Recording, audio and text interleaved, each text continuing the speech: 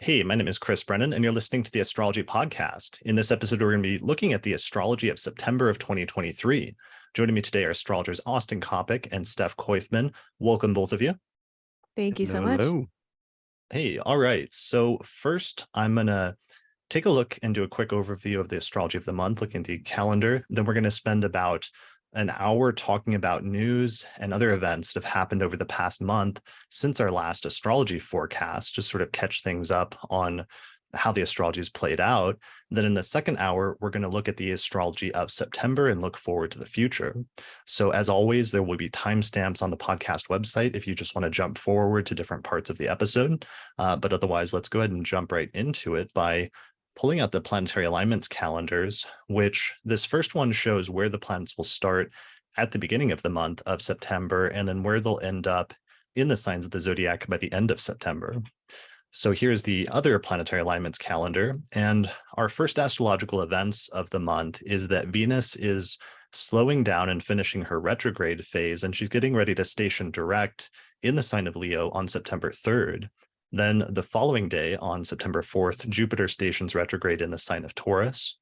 2 days later, we get the halfway point in a Mercury retrograde cycle that the month opens with, where Mercury's retrograde in Virgo, and it will conjoin the sun on September 6th. The following week, we have a new moon in the sign of Virgo on the 14th. Then Mercury stations direct and ends its 3-week retrograde period on the 15th. The sun moves into Libra on the 23rd, and then we get our second lunation of the month, which is a full moon in the sign of Aries on the 29th of September. So that's some of the astrology, just a preview of the astrology we're going to be talking about later in the episode. But first things first, let's welcome both of you. Steph, thanks for joining us again. This is actually your second forecast. You did the last one a couple of years ago, I think, right? It was last May, actually. But yeah, thank you so much for having me. It's good to be back. Yeah, for sure. It's exciting to do another forecast. You've been talking about some good Venus retrograde news I've seen on Twitter over the past 2 weeks. So I wanted to have you join us for this one. Austin, welcome. How's the Venus retrograde treating you currently? Good enough. Good enough. Okay. Good enough. That is pretty high marks, actually. For some people, this retrograde not going as well, but we'll talk about that. Why don't we first start by jumping right into the news and talking about some of the stuff that's been happening over the course of the past month. So in terms of news stories, one of the major things that I know both you and I had noticed, Steph, was there was some media outlets that have been calling this the summer of breakups. With the Venus retrograde that's been happening over the course of the past month or so. There was this point at one point in the retrograde, especially like early and halfway through, it seemed like every other day there was a new celebrity breakup that was announced, it seemed like, right? Yeah, I think the point for me came when The Cut published an article titled "It's a Great Summer to Break Up," and I just had to laugh. But if you actually read it, they do give like one line to Venus retrograde, like, "Ooh, could it be that it's written in the stars?" But I think they have an astrologer on staff writing for them. Yeah, well, and then there's other ones, like I read like a People article and there's like a Vogue article. Austin sent me a BuzzFeed article that was like 26 couples who broke up this summer that proved that love is officially dead, buried, and gone was the title of that, which very subtle title, but I think it was still conveying something was going on that I think a lot of people were noticing in terms of that and in terms of some people's experience of the Venus retrograde. Yeah, and actually there's this something funny that I saw that apparently, I don't know how big of a trend it is, but some people on TikTok are making videos that are like, well, apparently everyone's breaking up this summer, so I have to take precautions, and it shows them locking their partner in a closet. Okay, that's a good idea. I think that's one. I think that's in actually some of the ancient like cuneiform Mesopotamian texts about Venus retrogrades. That's the propitiation ritual. Yeah. So it's like the substitute king ritual, but for your boyfriend, your partner. And, yeah, exactly. Yeah, so that's one aspect of the Venus retrograde, and some of the names were just like, it was like Britney Spears, Ariana Grande, Justin Trudeau.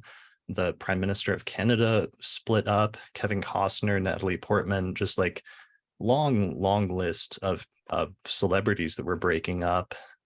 So that was kind of crazy.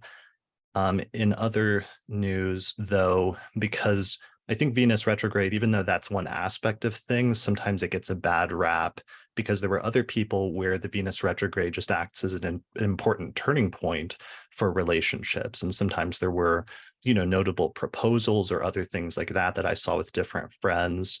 Actually, a friend of the podcast, Joe Gleason, announced that she got engaged basically, and she has Leo rising.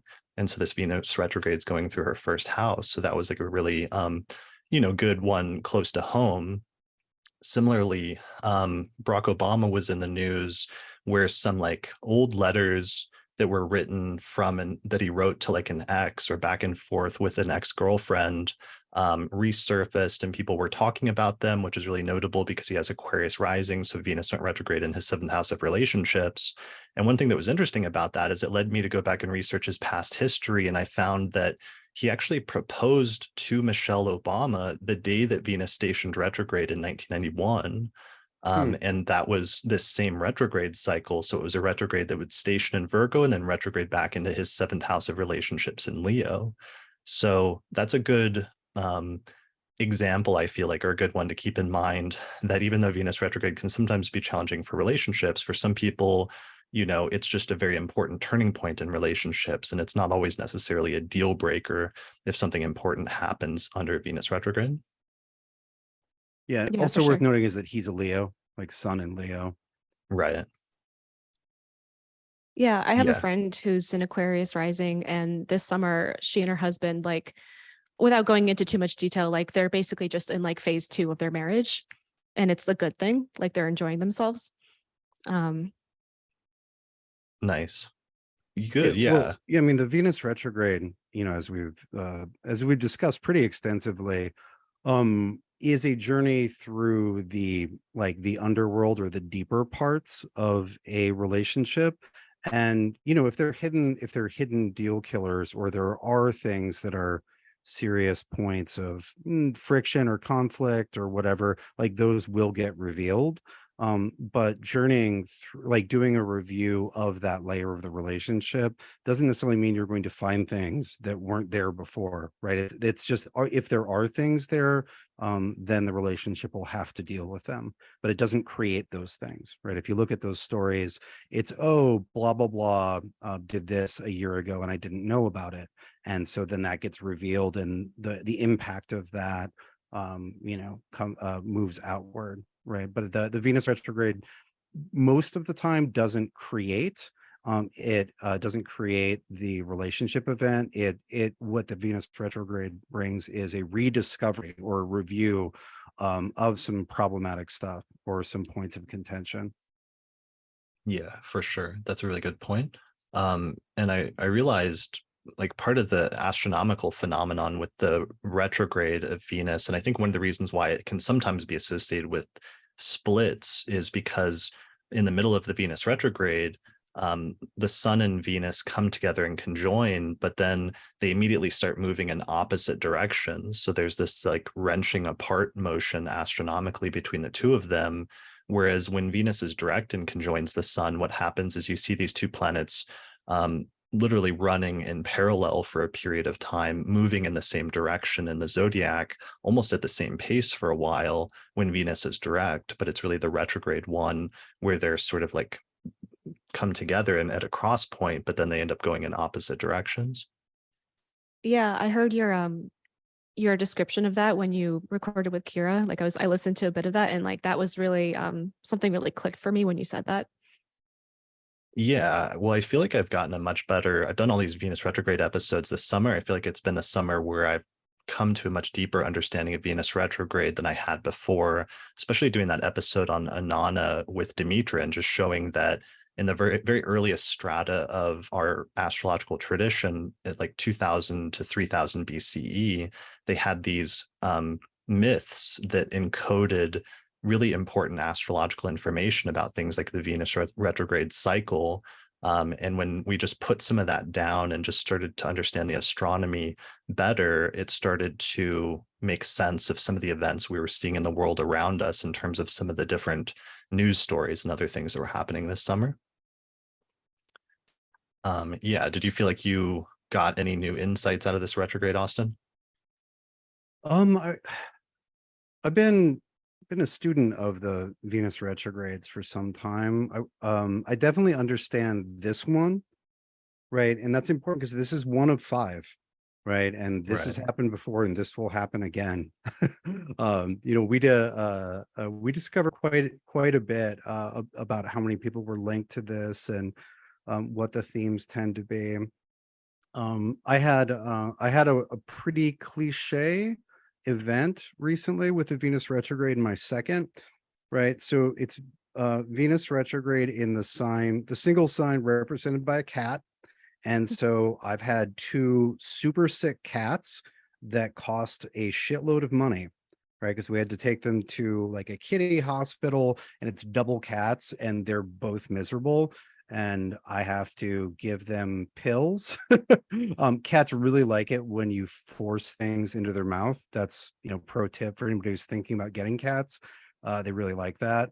And so I was like, oh yeah, unhappy cats costing way more money, way more than it should. If you ever been to like emergency cat hospital, it's exciting. Yeah, that's really funny. Venus retrograde in Leo in the sign of the lion thing, unhappy cats.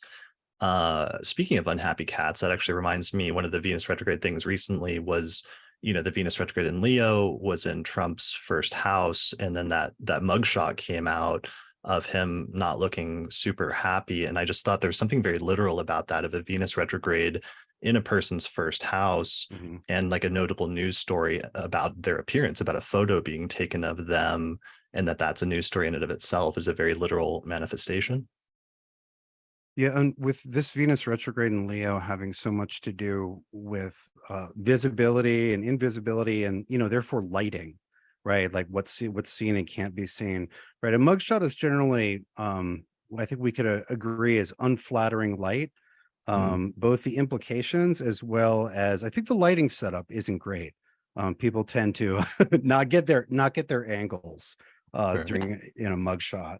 Another Venus retrograde theme connected to Trump was that there was the big Republican event, and Trump, who, as I understand it, has the most support within the Republican Party, was absent. And so this echoed to me big movies opening without their stars promoting. And so we have, the star of the show in a variety of senses being conspicuously absent, right? Like that's been a big theme for this Venus retrograde, that For like sure. playing with the dynamics that you usually see with like Venus and Leo, and it's about visibility, but really like playing with that in lots of different permutations, right? Like what if you can't see what's supposed to be the most visible part of something, right? Or casting it in a different light, in a criminal light, or whatever. Totally. Yeah. And that's still connected to the ongoing like Venus retrograde and the Actors and Writers Guild strikes. And I just heard like terrible news yesterday that Dune Part 2 was just delayed from a November release to like March due to that whole thing. So that's Oh, another, so yeah, many shows. I know. So that is one of the victims of the Venus retrograde, is that, but hopefully those negotiations will go well and will be renegotiated favorably for everybody involved, since it seems like that's long overdue.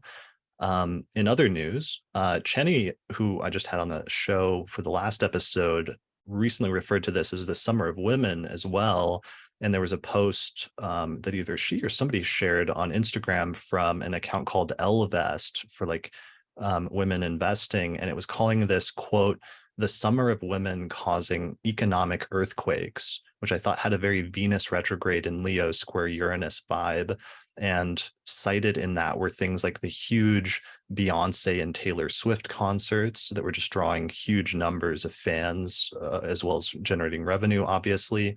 Thought it was interesting that the Taylor Swift concert, that the tour was called the Eras Tour, because it's like a look back and a retrospective on all of her different eras, which is a very Venus retrograde. Similarly, along that, the Barbie movie became an unexpected summer hit, which is very Venus stationing in Leo square Uranus, and it made more than $1.3 billion and ended up being the biggest opening for a woman director in history, which is really striking. Chani actually mentioned on the last episode that somebody from the Barbie like marketing team reached out, and they said that astrology may have played some role in the marketing or the timing, which was a big question that a lot of us had last month, because obviously it being released literally like the day Venus was stationing retrograde in Leo was so striking astrologically, and we weren't sure if that was like deliberate or if that just arose naturally. But that's one of the things, as astrologers, that's tricky, is that we get used to seeing both, that sometimes we see astrologers picking things out deliberately to match the transits, and other times we see things just happening organically that fit what's happening in the sky at that time. So it's sometimes hard to know the difference between the two. Mm-hmm. So they're suggesting that it was intentional. I mean, CHANI said, obviously there's a lot of factors involved. So just like one astrologer, whoever was working on it, couldn't, be the sole deciding person in terms of picking out everything and making everything revolve around that. But that at the very least, that may have been some consideration that went into things at some point. So, that's not a lot, but it's interesting. It's something. It's interesting. Maybe we'll find out more at some point in the future. I know we learned years later that there was an astrologer working for Fox in the 1970s, and that the release date of the first Star Wars movie was actually elected by an astrologer, just like a famous bit of trivia. So I'm sure there's other movies like that we may never find out about, or we may find out about someday, that astrologers had a greater hand in. And it just raised this point that CHANI and I talked about, how we as astrologers, we put out these forecasts and these elections and predictions and other stuff, but you never really know exactly who's listening, and sometimes there's more people listening to it, or different people listening to it than you realize or ever find out about. Yeah, well, and between this was intentionally elected and no, it wasn't, the question, it sounds like this is what may have happened, was there astrological input? Because I remember like 10 years ago, maybe, when I was living in LA, one of the dudes in my kung fu class was a pretty successful writer of horror movies. And he was like, "Oh, what do you think? Like, the movie's coming out, on X date. Like, what do you think about that?" And we just sat and talked about it for a little bit. And it wasn't an official consultation. And I don't think they moved the movie based on that conversation. But the ease, and this person wasn't even into astrology, but the ease with which that happened, and the general attitude of the entertainment industry, it's not viciously anti-astrology. It's show business. It's artists and the people who market artists. They're not like hardline materialists. Sure, that's definitely true. And then there's always so many other factors involved. Like with that one, it was weird because Barbie and Oppenheimer were released on the same day, but then there was kind of possible like Venus retrograde element to that, because Christopher Nolan, prior to that, who directed Oppenheimer, had always released all his movies with Warner Brothers. But then in 2020, when they released his movie Tenet to streaming pretty early on, he was pretty enraged and he kind of badmouthed them in the press. And then he switched to a new studio. So this movie, Oppenheimer, was his first time being with a new studio. And coincidentally, he set his movie to be released on the 21st. And then coincidentally, his old studio released this huge blockbuster movie on the same day as his, competing with it. So there were speculations about whether that was like deliberate on the studio's part, as his ex basically kind of like getting him back in a way, which is very kind of Venus retrograde. Yeah. Oh, speaking of Venus retrograde and the quality of like reviewing things or bringing up old shit, there was a documentary released on Netflix recently going back over the Johnny Depp Amber Heard trial. Okay. Right, which is literally like, let's take another deep look at like a at the horrific dissolution of a marriage, which was extremely public in the first place. And then I think that was like a year ago, and then just literally like going back through it all, because that's very much a quality of Venus retrogrades.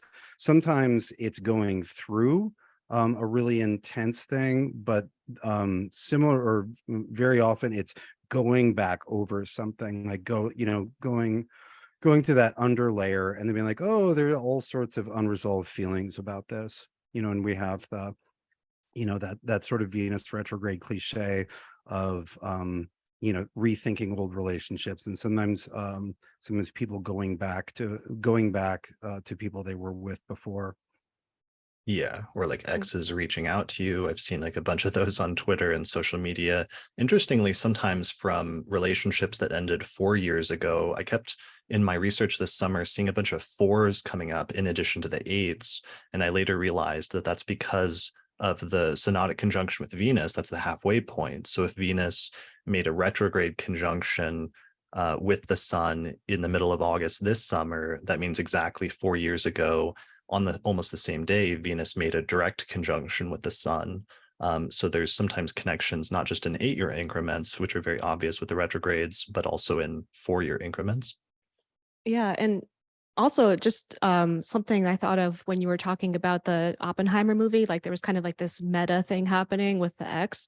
I noticed something similar with the Barbie movie where the Barbie movie itself was very Venus retrograde coded, but now apparently women are breaking up with their boyfriends because of how they reacted to the Barbie movie. You know, just apparently like someone was watching it and the boyfriend's like, "Are you crying?" Like he didn't understand like why she was so deeply moved. And so the movie itself is exposing like the gap between people's worldviews. Um, and apparently now on TikTok, people are saying like, oh, women are going to use "what do you think of Barbie" as a litmus test for dating.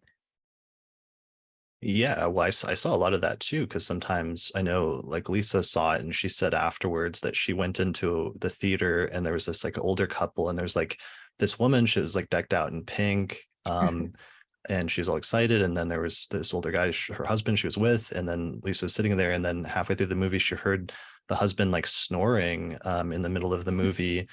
And then afterwards, she ran into them in the lobby, and the husband like said something like, "What do you think of the movie?" or something like that. And then Lisa was like, "I thought it was great," and he's like, "Yeah, that Margot Robbie, she's pretty attractive, huh?" And and Lisa was like, "Yeah, okay, whatever." And she just thought that was such a meta sort of like thing about the entire movie. So I could see how it would be raising a lot of those discussions because so much of the movie was about men not doing good things and patriarchy and some of the issues with it. And then, but then sometimes there were some men even watching the movie that didn't get it Or afterwards. And yeah, or sorry, what were you going to say? I cut you off.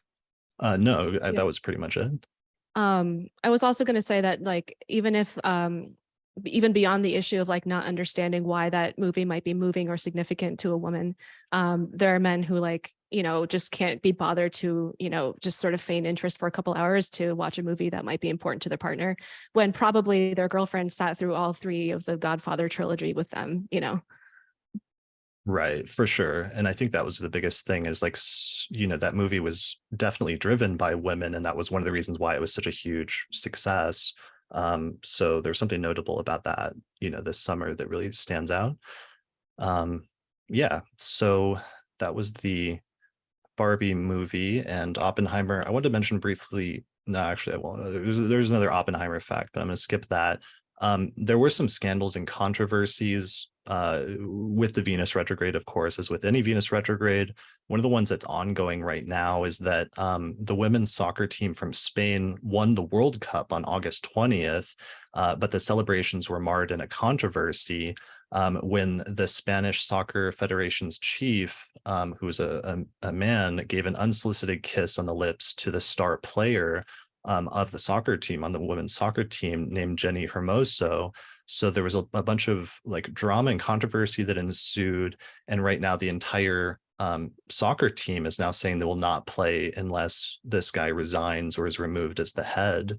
And I thought that was another Venus retrograde thing. I looked up Hermosa's chart, and Venus was at 16 Leo on the day that happened, retrograde, and it was squaring her Pluto, which is at 16 Scorpio, and her Sun, which is at 18 Taurus. So I thought that was a very like Venus retrograde square Pluto type transit to have, and that's something that's kind of like ongoing and happening, and it was one of many sort of Venus retrograde controversies that happened this summer. Yeah, they're everywhere. And inside the like, I don't know, 30 some celebrity breakups, some of those look like they're going to drag on for months, if not years, and seem extremely complicated and unpleasant and financially, insane. Like lots of often when sometimes people do what did Gwyneth Paltrow call it, a conscious uncoupling, but usually there are reasons, right? And the reasons are not usually virtuous behavior, right? And that shit comes out. That's one of the themes. That's a great keyword. That's a great keyword for the Sun, Venus, the retrograde Venus and Sun separating from each other, a conscious uncoupling. Yeah, well, I would say in this case, like loud, contentious, very conscious. It's not accidental. But yeah, the Venus retro, because it's in Leo, everything's just louder. Yeah, loud was one of our keywords for in like June or something before the retrograde started, and I thought loud, it was really funny. Scandal, escandalo. What's funny is I ended up using escandalo as inspired by Drag Race, right, which is just Spanish for scandal, and we have an escandalo in Spain. Yeah, well, and loud was one of our keywords, but I thought it was funny then that like when the Barbie came out, like hot pink became like one of like the colors of the summer that you were seeing everywhere. And what is like the loudest color than hot pink? So probably future some thing, kind of orange might be the only competitor. Orange, some kind of okay. Really obnoxious orange. Really obnoxious or like neon orange. Green. Yeah, that's true. All right. Well, but no, I mean, like, but no, your point stands. Like, hot pink is up there. Yeah, well, that orange, annoying orange makes me think of some other news stories. But let's talk about. There's another one that was actually really important that connects to one from earlier this summer, where the head of the Wagner group that led the Russian rebellion in June is highly speculated. He died in a plane crash, which is everyone is speculating that he was assassinated, basically. And this was connected with the Russian rebellion that happened on June 23rd that we talked about so much because it was in the early phases of some of the Venus retrograde that was building up. And there was a connection that actually you and me and Austin were researching and that you noticed between the day it happened and the rebellion, right, Austin? Yeah, so we don't have a time, but we at least have a date for Evgeny Prigozhin, and he has Mars, Uranus, and Leo, and on the day of the mutiny, half coup, whatever we want to call it, in June, on June 23rd, Venus in the shadow of the retrograde was conjunct his Mars, and and then his plane blew up mid-sky on August 23rd with Venus retrograde exactly conjunct his Mars, right? So we see Venus at least as one of the triggers here, and on Mars, which makes sense. Like Mars Uranus is a rebellious energy, so it's not surprising that was part of the trigger for the rebellion. And then Mars is also violence. We don't from what I can see, it looks like it was a bomb on the plane. There was initial speculation that it might have been shot down with a surface to air missile, but the plane exploded, right? And Mars, like, Mars Uranus is literally exploding, especially in fire signs. Yeah, we had talked about, I think on the last episode, Mars Uranus and how the dropping of the atomic bomb was a Mars Uranus conjunction, for example, or how that's one of the signatures in the US chart. But that's so striking that he had that Mars Uranus conjunction in his chart, and then it was activated by Venus, and that Venus was exactly conjunct his Mars, both when he did the rebellion and then later on the other side of the retrograde when he was apparently assassinated as a result of the rebellion or in retribution, allegedly. Yeah. Well, and when you can't perfect from the ascendant, but if you perfect from the sun, it's a Leo year for him as well, further emphasizing the Mars Uranus, right? Did a lot of fighting this year, did a little rebellion, and did a little exploding in the sky, right? Like certainly that area was active. Yeah, and in terms of like the Venus phases, the rebellion was on the morning star or evening star phase of Venus, right?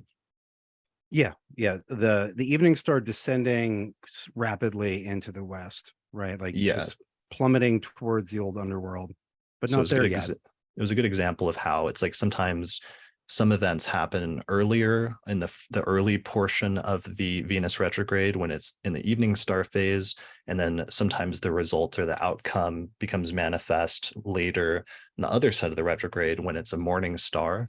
So it's just those two phases of Venus that become so important in that. And it's kind of like, it's what I call like the evening star phase is the like fuck around phase of the Venus retrograde, and the morning star phase is the find out phase.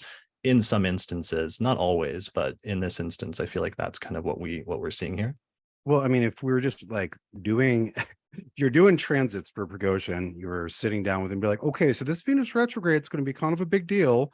It's going to go over your Venus on the 28th, 22nd, 23rd, but then it's going to come back and then hit your Venus again in August. And then we would also, you know, if you're reading for him, you would also say, oh, and then it's going to come back a third time, but he didn't make it out of the second time. But you would literally just be like, okay, so this same area of your life, your Mars, right? It's, you know, it's a little malefic. You want to be careful around this, right? Like you would have nailed those two dates and be like, you know, you really need to be thoughtful about your activities. Well, if you were having a consultation with him after the first rebellion, like a week later, he would be like, well, you know, I sat down and had a nice lunch with Putin, and he said everything was forgiven and we're going to move on and let bygones be bygones. But, you know, the Venus retrograde, literally part of what happens with the retrograde is you have the first hit of the transit, but then that Venus like does a U-turn, comes back, and then activates that placement again, so that it sets up a sequence of events that are not finished. And sometimes that's how you know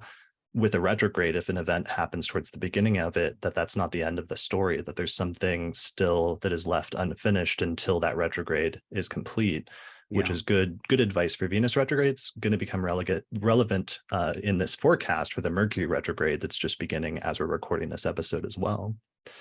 Yeah, and it kind of makes you wonder though, just because like sometimes even when people aren't alive, their chart still gets lit up by transits. Like, is the third pass of that going to be some sort of revelation around that? Yeah, that's a good point. I bet people will at least be talking about it. Like something will come out, whether it's certain or not.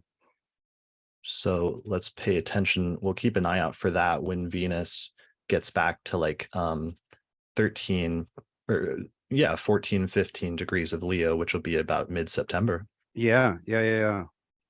Right. Like Wagner chiefs emails, secret emails, you know, leaked, blah, blah, blah, blah, blah.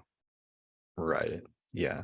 All right. We'll see what happens. So let's see. Moving on in other news, other Venus retrograde news or major news this summer, a really tragic one was the fires that occurred in Hawaii, where there were some major fires on the island of Maui on August 8th. And these turned out to be the deadliest fires in the US in more than a century, which killed at least 115 people and left around 388 others that are still missing. So the fires moved very quickly and it was very unexpected, so much so that no emergency alarms ever even went off to like warn people. And this seemed to be very tied in with the Venus retrograde, because on this day, Venus was retrograde at 23 degrees of Leo and it's squaring Uranus at 22 degrees of Taurus. So it was in that very unexpected, surprising, tense relationship between Venus and Uranus that we had talked about as being one of the more difficult points of this retrograde in terms of the aspects that Venus would make. And it basically happened right when that was going exact. So let's see, both of you had, Steph, you had a point you wanted to make about that, right? Yeah, I mean, I had a couple things. One was just like, even before Venus entered Leo, there was something in me was just kind of like, oh boy, a summer where fire is emphasized. Like, you know, lately, whenever that happens, it's just like, you know, mundane astrology. It's like record-breaking temperatures, wildfires. And so I kind of just had like an intuition that, you know, beyond the interpersonal and relational things, that this Venus retrograde we might be seeing a lot of this kind of stuff. And, you know, it hasn't just been Hawaii, it's been Greece, it's been Italy and Spain and Canada twice, it's been Algeria. And, you know, one of the things that stood out to me too is just like how, you know, we're having this Venus-Jupiter square, this extended Venus-Jupiter square. And it's normally like, you know, activation of the benefics, like we like that. But there's an ugly side to that too, right? Like we're seeing kind of like Venus Jupiter as this notion of like over tourism in the face of tragedy and mass death. Like someone from Maui was recording a video talking about how there's people snorkeling in the water where there were dead bodies floating just the day prior. And so it's like this idea that like leisure and fun can't slow down to accommodate like people losing their homes. Right. And like what happens in the face of tragedy and like what the proper response is, and improper responses themselves being scandalous, because it's viewed as distasteful. Yeah, and at around that time we also have Mars and Saturn pretty close to opposed, and Gianna Crest in the comments makes a really useful observation that Hawaii was having its Mars return in Virgo at that time. And so, I was as as I was looking at a lot of the things this month, like there's a lot of Venus retrograde, but the Mars opposite Saturn and making aspects to other planets was also pretty loud. And one of the things that I was thinking about was, while Venus is combust, right, literally on fire, what you have is Venus does not appear during the morning nor the evening, right? Like woe betide us, great Venus is gone. And that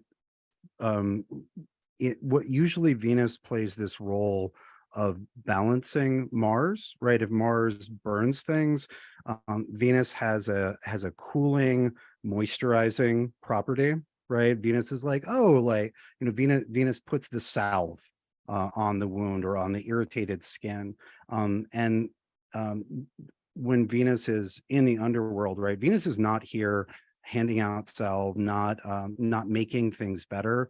And that part of what was going on is just like, what is it like when Venus isn't here to help, right? When you have one of the two benefics out of commission, right? Much like we had Jupiter was more or less out of commission during 2020, right? And so it wasn't just that there were bad things happening, it's that there was a real question about what to do, and there was a lot of failure around trying to help or trying to fix the problem.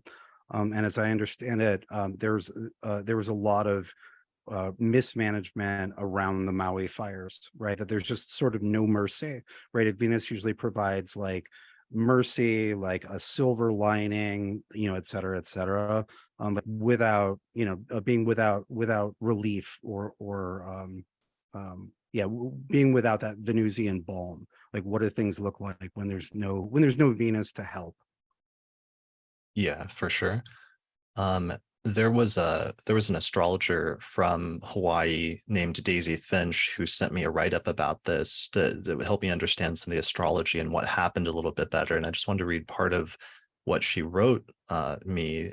So she said, the fires started here on Maui on August 8th with Uranus at 22 degrees of Taurus applying to a square with Venus at 23 Leo. The moon was also passing through Taurus at the time and was conjunct Uranus around 1 p.m. So that's actually very important. It wasn't just the Venus-Uranus square, but the moon swooped in, hit Uranus, and activated that square, acting like a trigger in terms of the timing.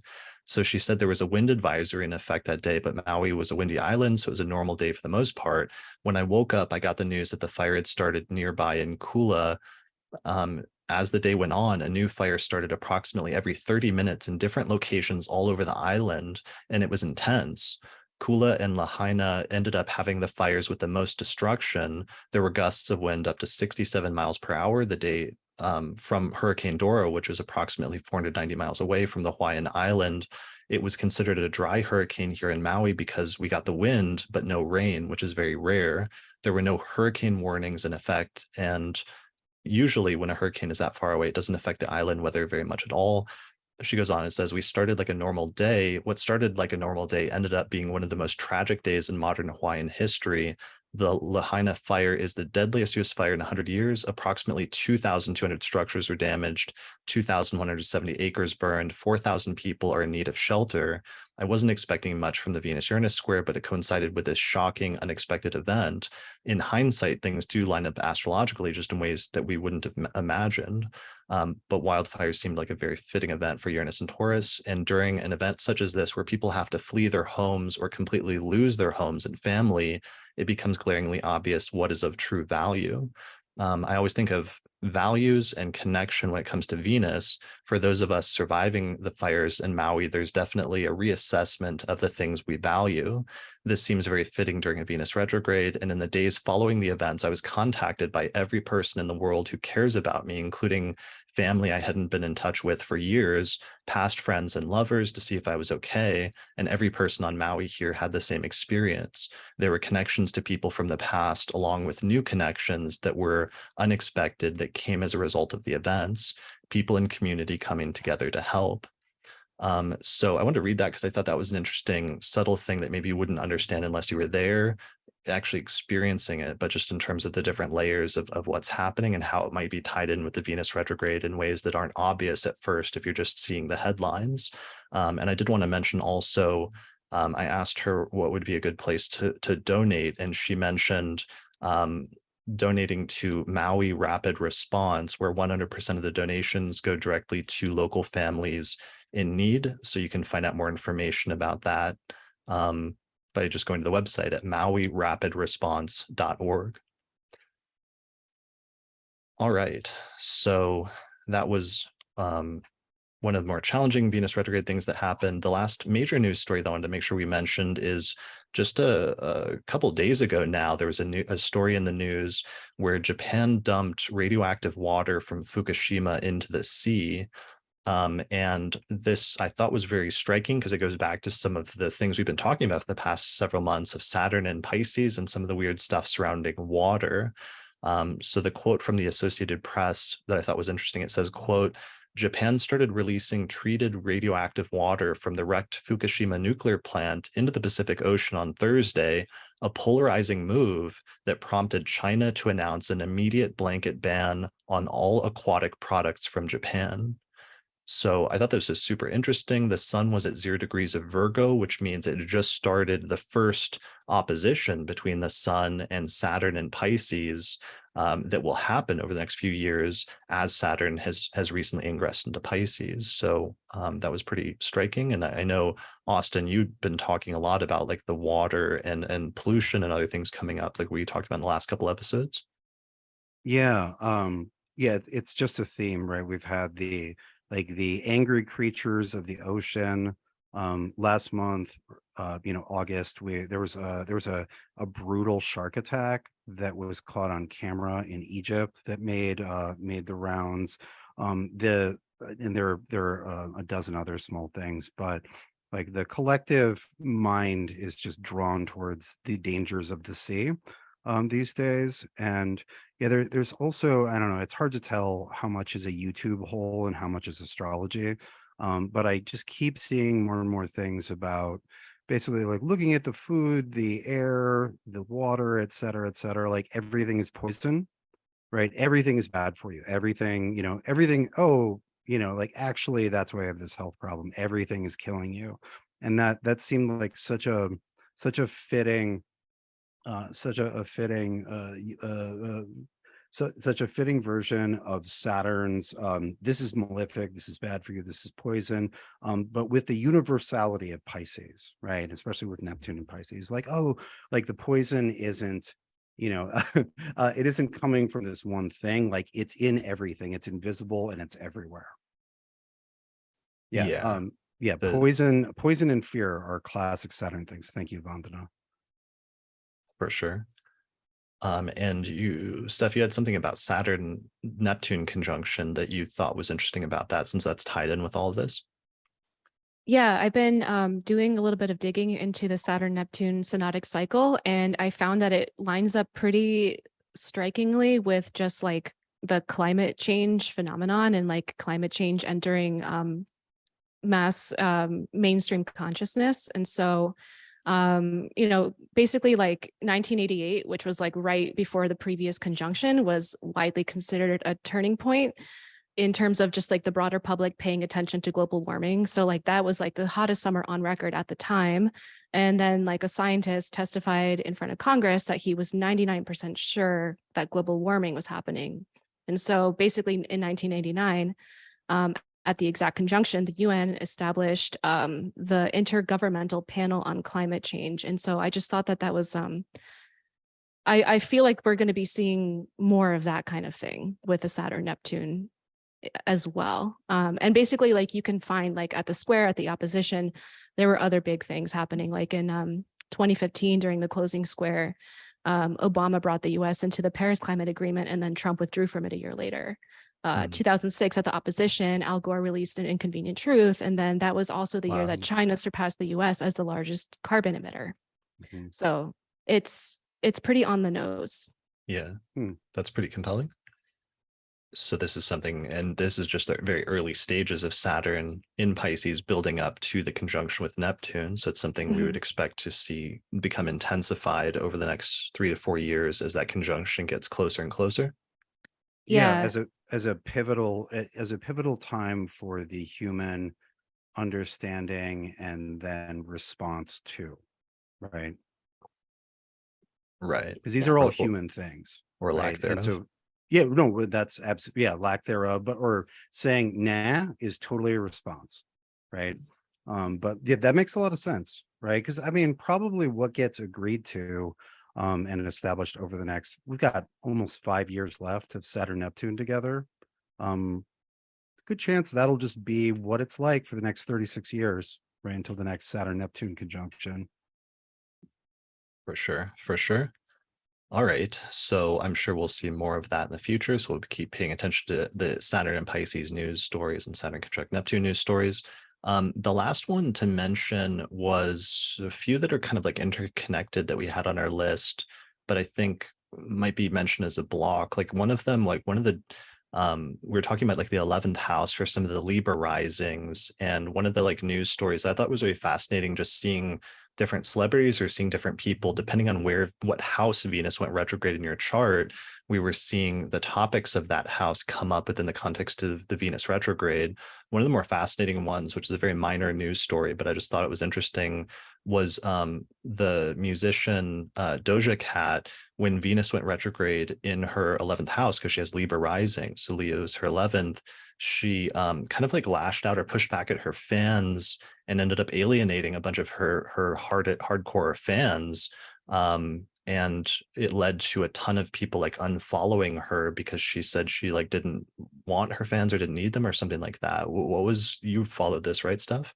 Yeah, this was one of the stories that I picked out. And then I heard you and Kira already discussed it a little bit. But I just thought that that was interesting because I think first what happened was she was with this guy and people, and he was controversial for some reason. I'm not really following it that closely.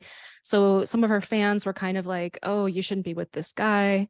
And she was like, don't tell me what to do. And then I think there was like a second thing where her fan base wanted to like name themselves kittens, which is just kind of funny for that like Leo 11th house. And I think she thought that was corny and didn't like it. And, you know, was basically like, my fans don't call themselves kittens. And then someone was like, but Doja Cat, don't you love us? And she was like, I don't though, because I don't even know y'all. And yeah, she's like, no, I don't even know you. She was like, I think she called some of her fans creepy. But yeah, she said they should get jobs. She said if you're like she said they should get jobs or something like that. And that was the one that definitely really pissed off a lot of them. And then you just saw like in the analytics, there were just like thousands and thousands of people that were unfollowing her accounts because she was pissing off some of those like Stan accounts that had like thousands of followers were suspending their accounts and stopped like promoting her stuff. Yeah, well, one thing that I thought was kind of interesting is like you can actually see how like the South Node in her first house is connected to this Venus retrograde by rulership in the 11th, because she saw people unfollowing her as a good thing. So she said like, seeing all these people unfollow me makes me feel like I've defeated a large beast that's been holding me down for so long. And it feels like I can reconnect Venus retrograde with the people who really matter and love me for who I am and not for who I was. I feel free. So I just thought that was kind of an interesting example of that. Yeah, well, that's pretty core Venus retrograde. Like culling relationships. Like, no, these aren't relationships that I want, right? And it's still serving Venus. Like, it's ultimately about wanting to feel connected, Yeah. right? But the action is disconnecting in service of of being more connected, right? The action is opposite, even though the goal is ultimately the same. Yeah. No, Yeah. go ahead. Oh yeah, I was just going to say that I think it's kind of an interesting example of how like a Venus retrograde in the 11th house can bring up issues around like parasocial relationships, like people who think they know you but don't. Or they think you're friends. Well, that was the thing, is that was what was so fascinating to me from an astrological standpoint, is like your fan base is the 11th house. And I think Mhm. that's really interesting, just, because we don't have like a text from like Vedic Valens that says like where your fan base is from the 2nd century, but it just is an obvious extension, a modern context of what the 11th house means, if that's where you would put fans. Yeah. Yeah. So, and also she has like a tight like Sun Uranus square, and Uranus square the ascendant. I think that's also part of it, is like Mm. she doesn't want to be tied down and like put in a box. And I think that's one of the other things that was coming through in that statement that you read. Yeah, and also like how she has her sun ascendant and I think also her north node like all at those late degrees of Libra. So like the south node is currently passing over those. Hmm. Right. So this brings up something I made a joke about on the last forecast, but I forgot to actually like mention and break down, which is one of the notable things when Venus stationed retrograde that we were all watching in horror, was when Elon Musk did this rebranding of Twitter, where Twitter was this site that had just like this amazing amount of penetration into like the culture, with like some of its basic functionality becoming like keywords that everyone knows, like retweet or to tweet something, and those being like things that got into the dictionary. But for some reason, when Venus stationed retrograde in Leo in late July, he decided to completely rebrand the site and call it X. So now it's like the social media site formerly known as Twitter is now known as X. And that was such a good example of something that happened live, because rebranding is something that had been mentioned in previous Venus retrograde sort of episodes, but to see it happening on such a large scale with something that's become a household name, and to see somebody completely jettison such an established brand name was really fascinating, albeit horrifying. Yeah, I feel like it's like the Axe body spray of social media now. Axe. Okay. X. Right. So I thought that was interesting, and I mentioned it because it was relevant also because you also have Libra rising, right? So Venus is going retrograde in your 11th, and so Yeah. that's something you've been thinking about in terms of some of this. Oh, for me, yeah. I mean, like I don't think I've been beefing too much with my fan base, thankfully, but No, um no, I think for me, so roughly 8 years ago, I made my astrology social media accounts in November of 2015. that's perfect. That's And perfect. Twitter, I've held on for dear life, but I do think it's time to kind of like, go elsewhere and maybe just start exploring other options for connecting to people who follow me and like sharing my content. So I'm part of my Venus retrograde story, I think, is just kind of branching out and experimenting and like leaning into the Venus Uranus of it, right? Like I don't know which of these is going to stick necessarily, but I'm allowing myself just to kind of play. Yeah, for sure. And I think a lot of astrologers are having the same thing, and it's like not clear where everyone's going. But I like rats from a sinking ship. It seems like things are shifting. So I think I'm because I'm doing so much video content, I'm experimenting with moving to TikTok. I know other people are moving to Threads or Instagram or what have you. But it's interesting, and I'm mentioning it here because it's one of those generational shifts, is if that does happen, that we've seen happen before. Like back in the day, Austin, you and I met through like MySpace, and I ran the biggest like astrology forum on MySpace back in the mid 2000s. But then there was a point in like, 2008, 2009, where things shifted to Facebook like very dramatically and very quickly. And then all of a sudden, the locus of activity in terms of discussions in the astrological community shifted from really being on one site to being on another. We saw a similar shift with a lot of the younger millennials and Gen Z shifting to Twitter in the late 2010s, and like 2016, 17, 18, 19, during that renaissance of like all these new people coming into the field, especially younger people. But now it seems like we're at one of those shifts where there's a question of where the locus of activity for the astrological community is going to be in the future. Yeah, it makes me curious about the astrology of the demise of MySpace. Right. Yeah, if we have a chart for MySpace or anything like that. Yeah, that would Yeah, be no, we'll worth see, looking into. right? Like it's, Venus is still retrograde. Like we're just past the halfway point with the total time of Venus and Leo. But things are changing, but in what direction, right? Or where are they going? Yeah, for sure. For sure. All right. So what time is it? We're at almost an hour, so we're doing perfect. Yeah. Is there any final things to mention for news or other retrospective things from the past month before we move on? I had one thing that I thought was really interesting, that I think we can connect to the Venus retrograde. So after years and years in development, Baldur's Gate 3, which is a computer role-playing game, a D&D game, was finally released. And I'd been watching Baldur's Gate for a while because I played the first 1 and 2 a million years ago. And then this one was in beta and unfinished for years. And I was like, oh, it's not coming out and it's not going to be good. Like anything that's stuck in development hell this long can't possibly be good. And apparently it's the best thing ever.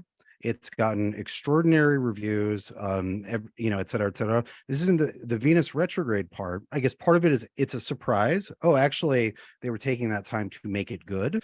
But the surprise is there's actually been massive criticism of it within the industry for being too good. Literally, developers are coming out and saying, this is setting the bar too high. You can't possibly expect this out of out of other developers.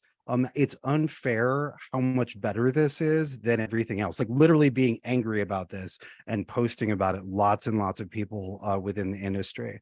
And that's some Venus retrograde shit. Like usually when something is so good, it gets praised, but it's so good that it's making people feel bad, right?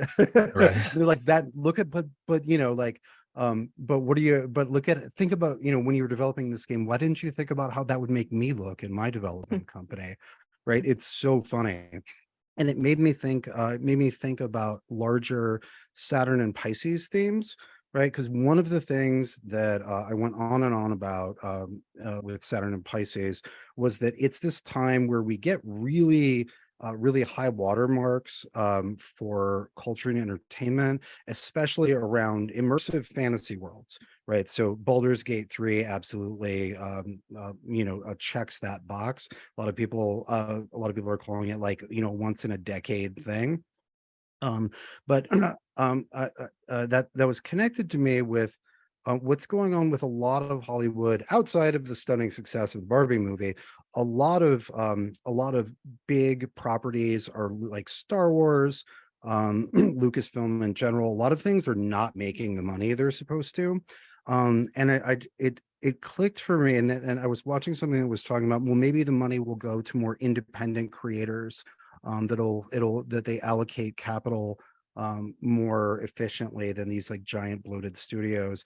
And just seeing the industry in a variety of a multitude of crises, some of which are pinpointed by the strikes. But I was like, what if Saturn and Pisces makes good culture by being a reckoning for the cultural producers that are not doing a good job?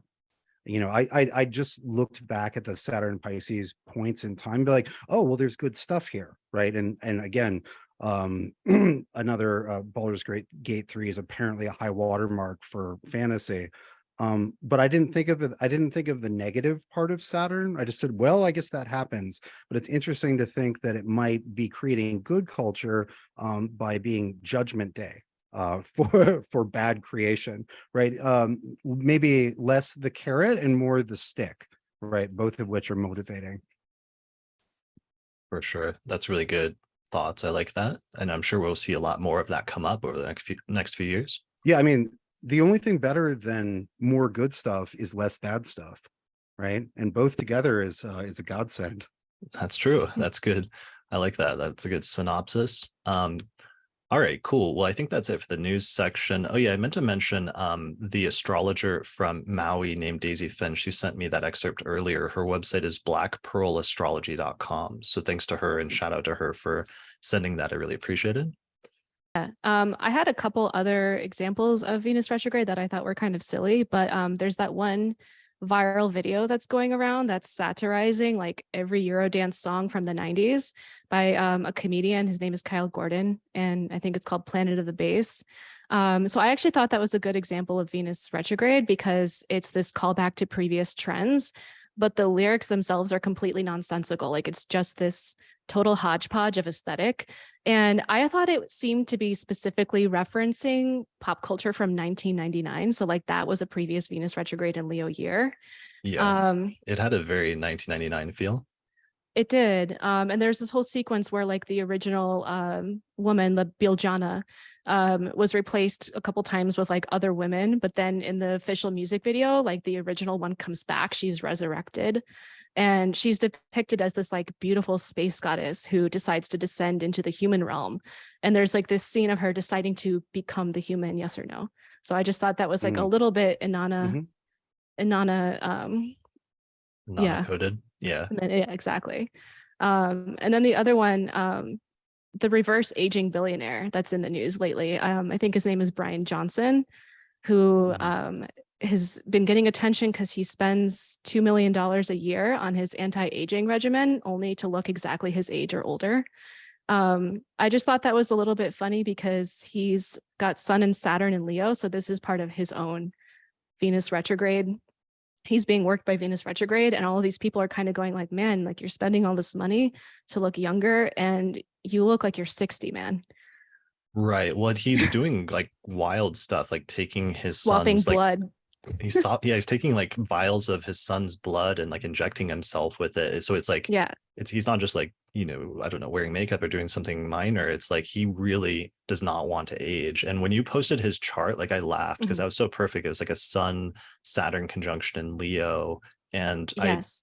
because that's a thing that like aging is a thing for Leo, and sometimes the tension of aging. Well, I was just thinking about like the Sun and Apollo, right? Apollo having the power of eternal youth and is immune to all disease. And his sun is at like 29 degrees. So he's got this God complex around like immortality and combusting his like debilitated Saturn, right? Like, I don't want to be old. I don't want to admit that I'm old. Right. Yeah. So I've actually been following his stuff for a while. And just, to be fair, there are some cool things about it. Like he is making everything that he does available to the public. Like he's like, I'm going to try what everybody says is going to be good for, this and this. And it's all like, it's all open source. So if things work, like he's not trying to, sell you the anti-aging packet for $99.99. And he does look like shit. But a lot of his health metrics, like the actual function of the organs and whatnot, are really impressive. And just to go back to like the Sun, Saturn, the fear of aging, as I understand it, his story was that he was not only looking like shit, but seriously feeling like shit and extremely unhealthy, in his early mid 40s, but had made a bunch of money doing tech something, and decided that's what he wanted to do with it, and that he wanted to make it public service as much as possible. Okay. But yeah, he does, there's some sort of like lasering of the skin he does like all the time that makes the skin look terrible. Apparently it's good for something. I imagine it's different. Anyway, but yeah. His stuff is interesting because he's documenting everything and he's giving like, these are my statistics over this amount of time, et cetera, et cetera. Yeah, his skin looks translucent like a vampire, and then he's like drinking his son's blood or whatever. What's interesting is other than his son's blood, I believe he's doing it on a vegan diet. Okay. It's an interesting exception to veganism. Well, I don't know. He might have some good stuff. I haven't looked into it. I am not like snorting lines of his son's blood, whatever. I mean, if he's selling it and it works. If it works, yeah. I mean, I guess if it'll take 10 years off, you might as well. But that is just an interesting topic because it's something we see come up sometimes with people that have Leo or Leo rising, like Trump, for example, and some of the stuff that he does in order to try to alter his appearance or look better. And sometimes we associate Leo for that reason with things like vanity and stuff, but sometimes age comes in as a major component of that. And it's something that I think that sign or that archetype can wrestle with, especially. Yeah, I think Leo is naturally attached to like the vitality of being in one's prime, like the sun. Right. For sure. And trying to like maintain that as much as possible. But sometimes the inevitable fight against time, that's always a losing battle at some point. Isn't Martha Stewart a Leo? And then she just had those um like bombshell photos drop of her looking like super good at like 80. Really? I don't know. I didn't see I him, but think she's that's a Sun, interesting. Pluto, and Leo. Okay. All right. Yeah. Good times. All right. I think that's good for news and announcements from the past month. Let's move on and talk about the forecast for September. First, I wanted to give a shout out to our sponsor this month, which is the CHANI app, which is the #1 astrological app for self-discovery, mindfulness, and healing. It's designed to make astrology both accessible and useful. The app combines ancient astrological wisdom with meditation and mindfulness to help you foster your relationship with the sky and support your personal growth. From personalized readings to real-time updates on how the current astrology is affecting you, it features everything you need to navigate life's ups and downs. This includes detailed birth chart breakdowns, daily horoscopes, current sky horoscopes, transit readings, intel on the current moon phase and sign, weekly sign-specific audio readings by Chani Nicholas, a host of rituals and altar suggestions, year-ahead forecasts, and more. The Chani app is now available and free to download on iOS and Android. And you can also find out more information about it at chaninicholas.com. So what's really exciting about the app is that it's been out for like 3 years now on the iPhone, and it's been just like crushing it. But those of us who use Android phones have been waiting for an Android version forever. Chani finally delivered and answered our wishes, and they have just in August released an Android version of the app, which you can find on the Google Play Store now. So definitely check it out, because one of the things, like I said, that's notable about it is it's literally the first app that I'm aware of, like major astrology app, that will default the whole sign houses as its default house system. So it gives you interpretations and delineations essentially the same as how one of us would interpret a chart, or what we look at when we're doing forecasts, which makes it very unique and kind of yeah, something I highly recommend and endorse. Austin, I think you would also like it because our approach is pretty much the same, is very similar to Chani's, because we're part of that unique generation of astrologers that came up learning modern astrology, but then learned traditional and found a way to blend them. So it's kind of like a unique sort of approach to take. Yeah, and also very one that should be familiar to anybody who listens to the podcast regularly. Yeah, I would also just say, it's such a good practice to have like an app like that or an ephemeris, but to just check in with every day, and seeing what's the same as yesterday and then what's very different. That practice of being aware of the nature of time as it passes, as it passed away, right? Sometimes you might be like, you might realize that like, oh, I really don't like it when the moon goes over my Mars every month, which was yesterday, and yesterday was shitty again, right? And then learning to learning to know what to look forward to, what you like, and that practice of just being aware of time rather than being the fish in the ocean who doesn't have any observations about water, right? But like, Right. time is that ocean. And an app like that, or just a practice like that, which is easy to nail to an app, is so good for being aware of the currents that push you here and there. Yeah, that's Yeah. so crucial, because that's like the empirical component of astrology, where when you're learning astrology, you want to learn your birth chart and what the placements mean, but it's through seeing the activation of those placements with transits in real time, that's when you really come to understand what those placements mean in your life and what it's all Mhm. about. Yeah. Right, And I've because actually, oh, sorry. no, go ahead. Go ahead. I was just going to say, I think it's such a good resource, especially for beginners who are new to astrology, because now when someone asks me like, where can I go to like learn more about my chart? I feel like there's this app that's like, I feel really comfortable pointing people to, because I know that it's good quality, but it's also accessible. Yeah, exactly. And it's not like, because most of the time with different ones, I have to be like, well, you could use this app, but then you need to change the default settings to this, or just remember that it's going to give you delineations that are from like 40 or 50 years ago. So they're going to be kind of out of context. But it's like with this, no, it was written with contemporary approach, with the same exact technical approach that I use. So it's something that's much easier to endorse. Just tell people to use it by default. Cool. All right. Well, people can check that out on the App Store or on the Apple Store. And yeah, shout out to CHANI and thanks for sponsoring this episode. All right. So why don't we transition into talking about the forecast for September and the astrology of September. I'm going to put the chart up for the beginning of the month so that we can kind of orient ourselves about where we're at and where we're starting here as we transition into the beginning of the month. So here's today, August 26th, the day we're recording this. And here is the chart for September 1st. So major things you need to know about going into the month that are kind of like precursors that happened just before the month opened is that Venus is finishing up the retrograde. And it will station direct very early in the month on September 3rd and 4th, but we're just coming off the tail end of that. Also recently, we had Uranus station at the very end of August at 23 degrees of Taurus on August 28th, 29th, and 30th. So we're coming in, kind of hot off the tail of a Uranus station. And then finally, also, we're opening the month with Mercury having stationed retrograde at 21 degrees of Virgo on August 23rd and 24th, so that Mercury is firmly retrograde when we open the month on September 1st. Are there any other like precursor things that are like things that were happening in late August that are that were coming into this month with the energy of? Well, Mars has just moved into Libra. Right, it moves in at the end of August. It'll still be a little bit fresh.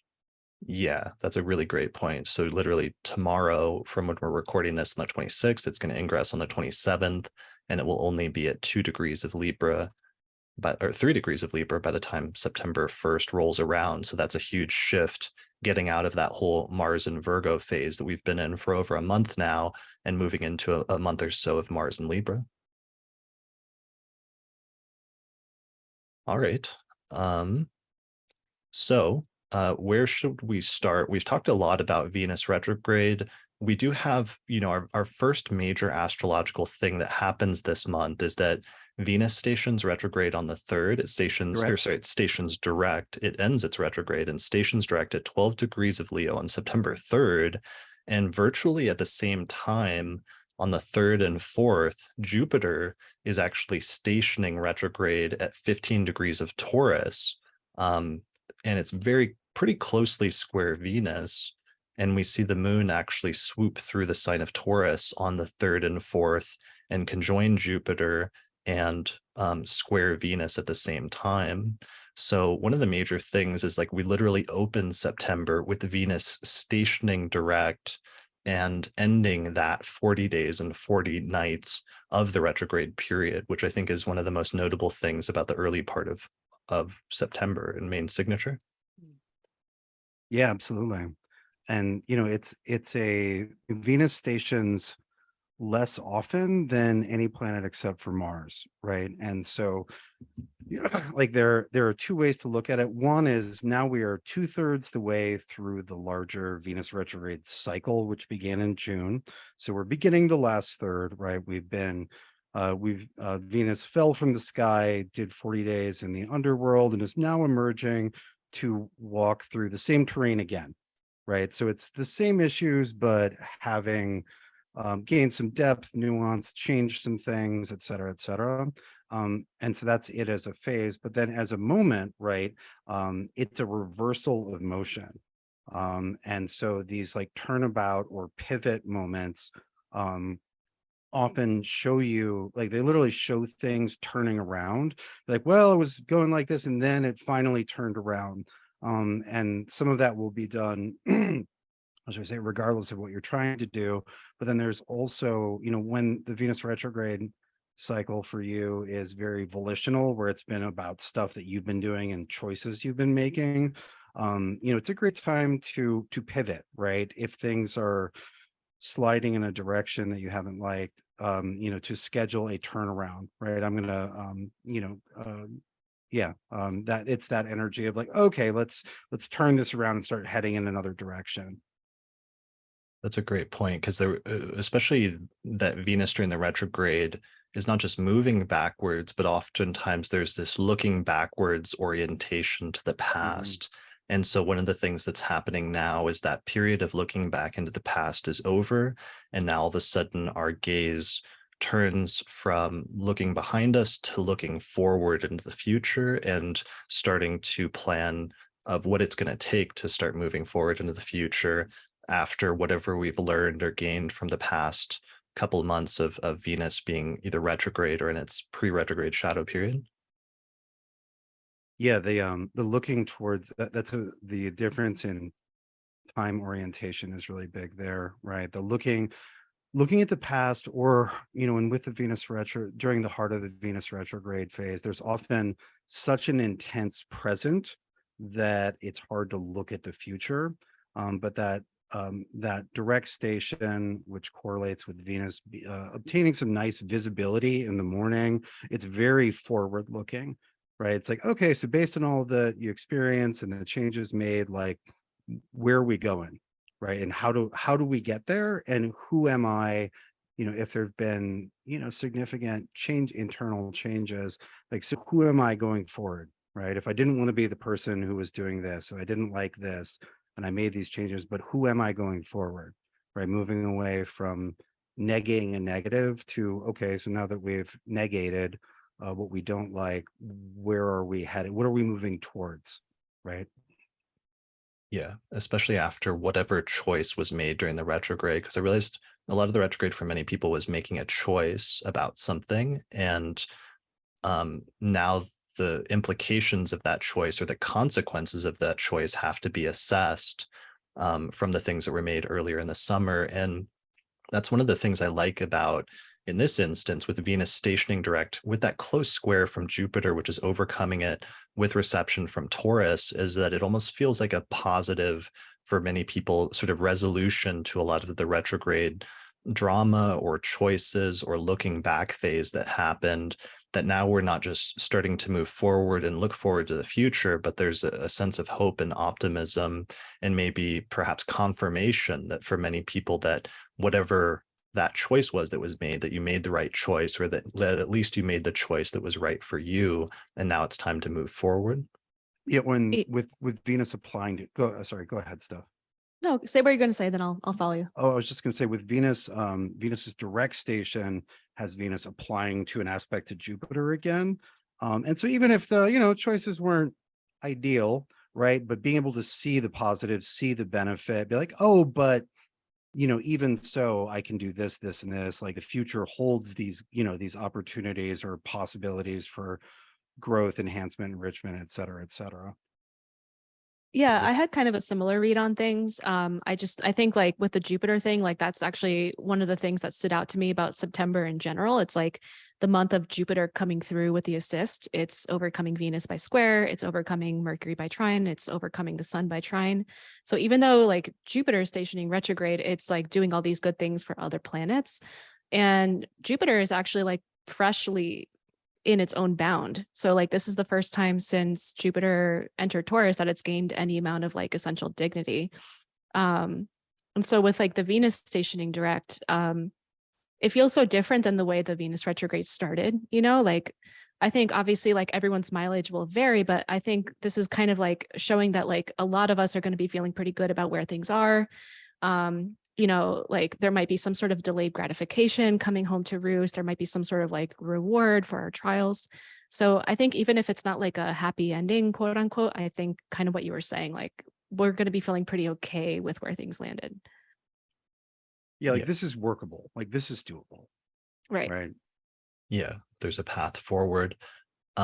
This is also the very first station of Jupiter in the sign of Taurus since it ingressed into that sign earlier this year. And that seems notable because, thinking back to June, the very first time Saturn stationed in Pisces after the ingress, that was super loud. And that was like the week of like the submarine thing, as well as other ocean disasters, as well as like different ocean aquatic animals like attacking people. And I think, we might want to pay attention to Jupiter here for some very similarly loud significations and events in terms of what Jupiter and Taurus is all about. And one of the things that's unique about this is usually with Jupiter and Taurus, we think of like keywords like, slow and steady growth was something that Lisa mentioned to me recently. But with Jupiter stationing at 15, this is also the closest that it's going to get to conjunction with Uranus all year, which is stationing almost simultaneously at 23 degrees of Taurus, which is putting an exclamation mark next to Uranus. So one of the things we have to think about and kind of grok when it comes to this is that we're talking about a Jupiter-Uranus conjunction in Taurus that's happening right now, and some of the keywords that we might associate with that. I know in the year ahead forecast, we talked about like, Steve Jobs had a Jupiter-Uranus conjunction in the 11th house, and that he released the Think Different ad campaign in like 1997 under a Jupiter-Uranus conjunction. So things about like thinking different while also having like slow and steady growth of Taurus and somehow putting those keywords together. I call it like the galaxy brain aspect. Jupiter-Uranus, I like Yeah. that. Yeah. Yeah, it's interesting. I guess I was thinking more about Jupiter on its own and like what can Jupiter and Taurus provide relative to what's needed. I think I would be looking for restoring stability, right? Or like limiting damage or providing some relief to some of the difficulties. Yeah, well, because that was one of the things Steph mentioned with the like Jupiter coming through with the assist is like Jupiter's helping out not just Venus, but the sun as it's moving through Virgo, and especially Mercury.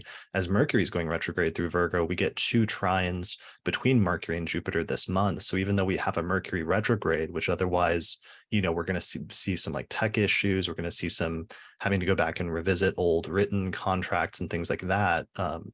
Before we even started recording this episode, of course, Austin, you were having some microphone issues. We were just like, as astrologers, how literal can that be? But I think it's going to be mitigated substantially by that Jupiter trine this month. Well, right. The Jupiter is a really key part of it, but everything in Virgo is also opposed by Saturn and Neptune, right? And so we really have like, this is the hard part, and you have to do the hard part, but you do get help, right? It's not that there aren't there are afflictions, right? There are specific difficulties or very encompassing, hard to pin down difficulties with Saturn and Neptune, but there's also help, right? And with Jupiter ruling Saturn, these are really tied together. But with Mercury and the Sun in Virgo most of the month, and Mercury in Virgo all month, like we're really getting both of these. We're really getting both the Saturn and the Jupiter influence on the Virgo. Virgo is a site, where both are impacting. Jupiter's trying to stabilize and smooth out and make bountiful. And Saturn is, tying a lead weight to your leg and throwing in the ocean. Yeah. How are you seeing some of the like Jupiter coming through for the assist significations this month stuff? You mean like what have I seen, observed, or what do I No, think what about did I just know you wrote that phrase in the notes. I was wondering how you it? see that manifesting in terms of Jupiter's role this month. Um, well, I think with the Venus retrograde, there's like a little bit of like I've seen it as kind of one of the central dramas of like, there was like the Venus Mars part, then there was like the Venus Uranus part, then there's like the Venus Jupiter of it. And I think that like the relationship between Jupiter and Venus feels a little bit like a sugar daddy spoiling, Venus, right? Venus is being indulged, like her whims are being indulged, and like uh there's this theme of like taking it all in. And so and like what do we feel worthy of so much goodness, right? And so like even though like Venus Uranus has kind of created a lot of drama and instability in relationships. I think there's also this narrative around like wanting more, and do I dare to want more? Who am I to have this much? That's a great keyword, indulgent, for like the Venus square Jupiter. Yeah. So I think right now we're seeing like the second of 3 squares with Venus still retrograde. So like it might be a little bit more internal crisis-y around that, like the kind of like, oh, like, can I allow myself to like have this much or like want this much? But then maybe by the time it goes direct, it's more of a confirmation of it. Yeah, Yeah. that makes sense. And also like what happens sometimes, because there's like a positive side of that, of just like making it rain, and what is that when you're just blessed with like a sudden financial windfall or something like that. And there's that side of the Venus Jupiter, and then there's also like the reflection on what happens after you sort of like overindulge in something, and how do you Yeah. come out of that and find moderation. Yeah, well, I was thinking that it's kind of like showing us 2 faces to this theme of entitlement. One is kind of like the version we saw with like the over tourism, but then there's also like, expanding your havingness levels if you lack a sense of entitlement to having good things happen. So, yeah, I think right now it's like the Venus retrograde second square. It's like there's the internal crisis around deservingness or what feels pleasurable or satisfying, and then when Venus goes direct and Jupiter goes retrograde, the way I kind of see it is it's like, is this just empty hedonism or is it meaningful? I like that. Yeah, And that's maybe interesting. leaving room to leave yourself open for abundance, if that's something that's on the table at that time, and to just be okay with that. Yeah, absolutely. Yeah, my super abbreviation of Venus Jupiter combinations is just the good life, right? And it brings up these questions of the good life, which could be hedonism. It could be like a thoughtful, philosophical, platonic inquiry into what is the good life, right? Is the good life, you know, endless vodka cranberries? Is the good life the antithesis of that? Does the good life involve vodka cranberry, et cetera, et cetera? But that, like, both benefics, right? It's like both the sensual as well as the spiritual and intellective good, and how do the which don't necessarily get along perfectly in without some careful mixture and filter. But yeah, that issue being raised makes a lot of sense. And also the issue being raised amidst shall we say, in the context of a question, right? Because Mercury's retrograde as we go into this. And I think as Venus stops being retrograde and stops being in such dramatic configurations, I think Mercury is really going to pull focus this month, because it's sort of the primary, like, oh God, what is there to figure out? It's the stub toe pulling the attention of the month. That actually almost confused me at first, because it seems like we've been in this Venus retrograde for so long, and it in and of itself is bringing up so much looking back into the past, like old things coming back energy for many people in many areas. To have like a Mercury retrograde now hit towards the tail end of that is weird, to have a doubling up or an extending of that, but in a slightly different way. Yeah, it's a little frustrating, right? Because you're looking at the Venus retrograde, and you're like, okay, it's going to be direct, and then this stuff is going to be ready to move forward. It's going to be less questioning and reconfiguring. But it's like, no, actually, now it's a Mercury retrograde, and so we may have. What is the song? My heart will go on. The heart may be ready to go on, but the brain is like, yeah, but how are we going to, like, what is the exact path for going on? We need, if we're going to go on, we're going to need to figure out what to pack. We're going to need to figure out, like, there's all this Mercury stuff. And this is, being a Mercury retrograde in a Mercury ruled sign, it means it sort of puts all of the Mercury retrograde significations on turbo, right? Because Mercury has all the power necessary to reconfigure everything in the Mercury signs, right? It's not Mercury staying at somebody else's house, like rearranging their furniture. It's Mercury in their own house, right? And so there's a potential for really significant reconfigurations, but then the potential to to create chaos and disorganization is equally strong because Mercury is strong and not inherently benefic, especially when Mercury has retrograde. access to the admin panel. Yeah. Full privileges. Yeah. That's Yeah. a brilliant way to describe a planet in its own sign.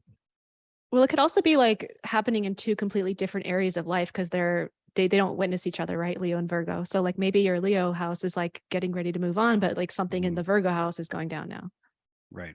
Well, and to sort of reverse engineer what you were saying earlier, you were talking about Jupiter's effect on both Venus and Mercury.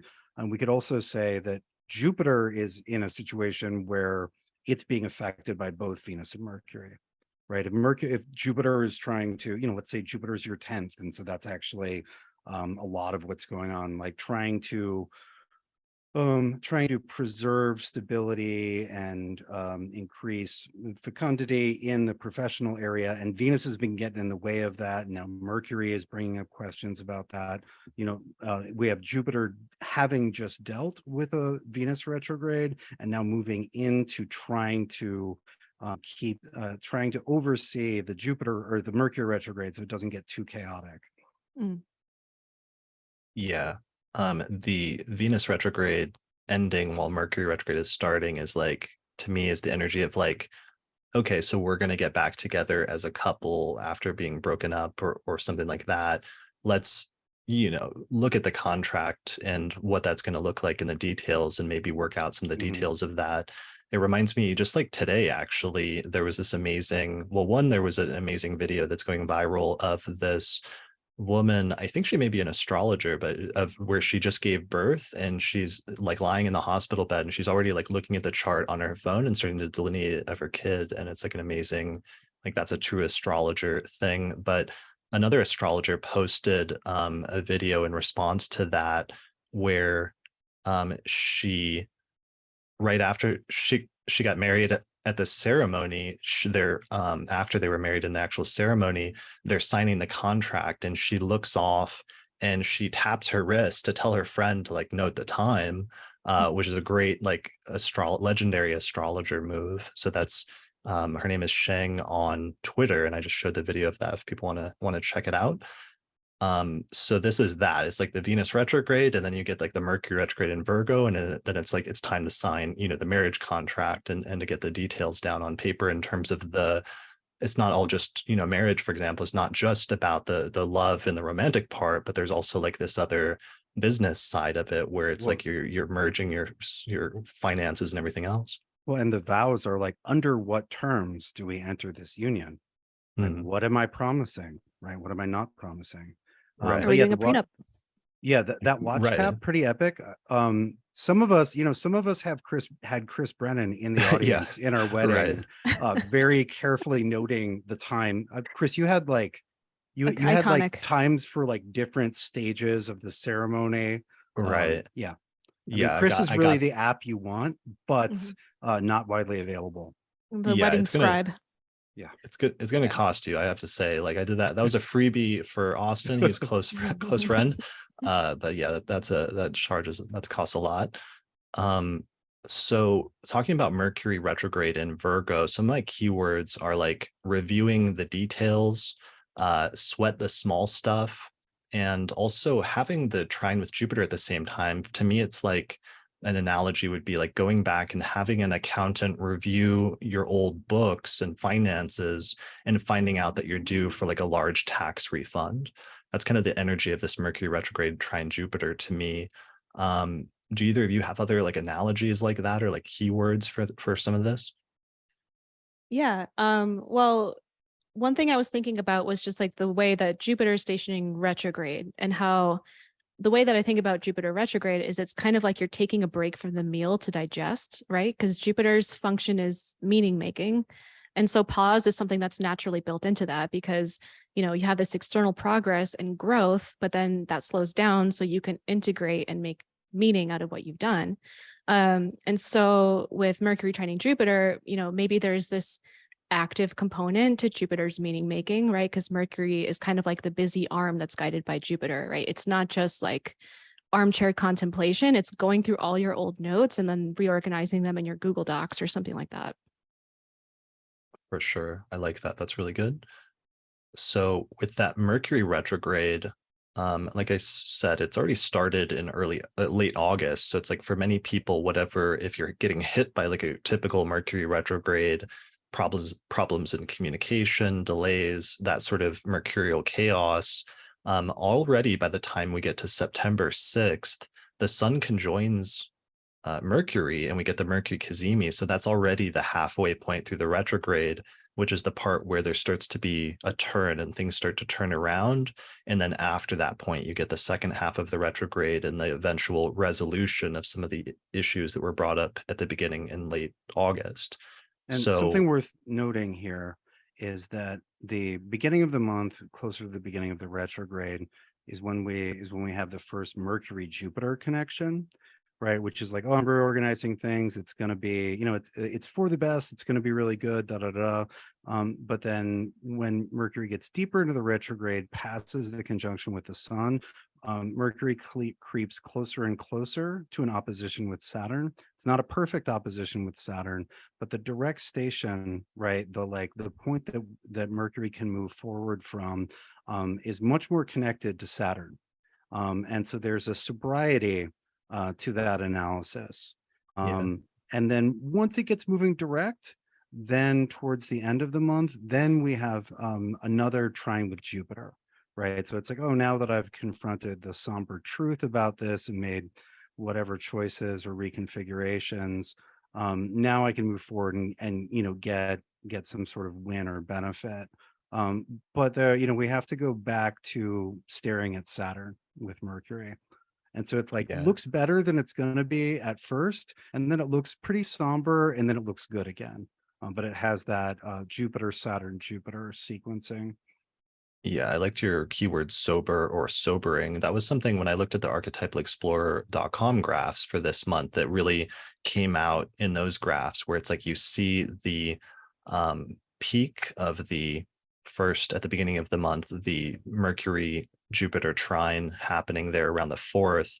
And then that drops off as Mercury gets distance from Jupiter. And we see like right in the middle, like Mercury opposing Saturn and that energy coming up, even though it's not exact, it still gets within an operative range of degrees. And that sobering energy of the Mercury retrograde, especially when it's stationing direct. And then eventually we get this like positive resolution that returns again, or this optimism and sort of hope type thing that occurs at the very end of the month around the 25th. Yeah. And I feel like that last trine is just like a really good day for anything Mercury or just to like launch something. Totally. Totally. I would take advantage of that Mercury Jupiter trine for sure. Yeah. It's something I've been saying to people the last week or so. When people have been talking about like, oh, I'm not making as much progress on a thing as I thought I was, or I was doing this and then this happened, Venus retrograde stuff, Mercury getting ready to station stuff. And in a lot of cases, I found myself saying that I think things will look great by the time Mercury's done with Virgo, right? It's a lot of Mercury in Virgo.